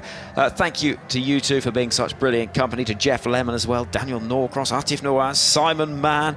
We've heard from so many people over the last few weeks. Stefan Schemmelt as well, Matt Kabir-Floyd, Nikesh Regani too, and the team that have been bringing this tournament to you. It has been such a privilege to be able to describe some fabulous cricket in some brilliant places. In the end, it is India who are champions in 2024. That's what it says on the big screen over to our right. There's a storm coming to this part of the world. India won't mind if they have to party for days and days and days. The cricket will be continuing very soon. So soon, in fact, we'll be back tomorrow morning, 10:45, second ODI, England's women versus New Zealand. A week on Wednesday, the Test summer begins for England's men. You're listening to the ICC Men's T20 World Cup. Listen on BBC Sounds, on digital radio, and on your smart speaker. What a twist! And the crowd are loving this! What has just happened over the last 40 minutes? Bringing you more live commentary from the world's greatest sporting events. BBC Radio 5 Sport.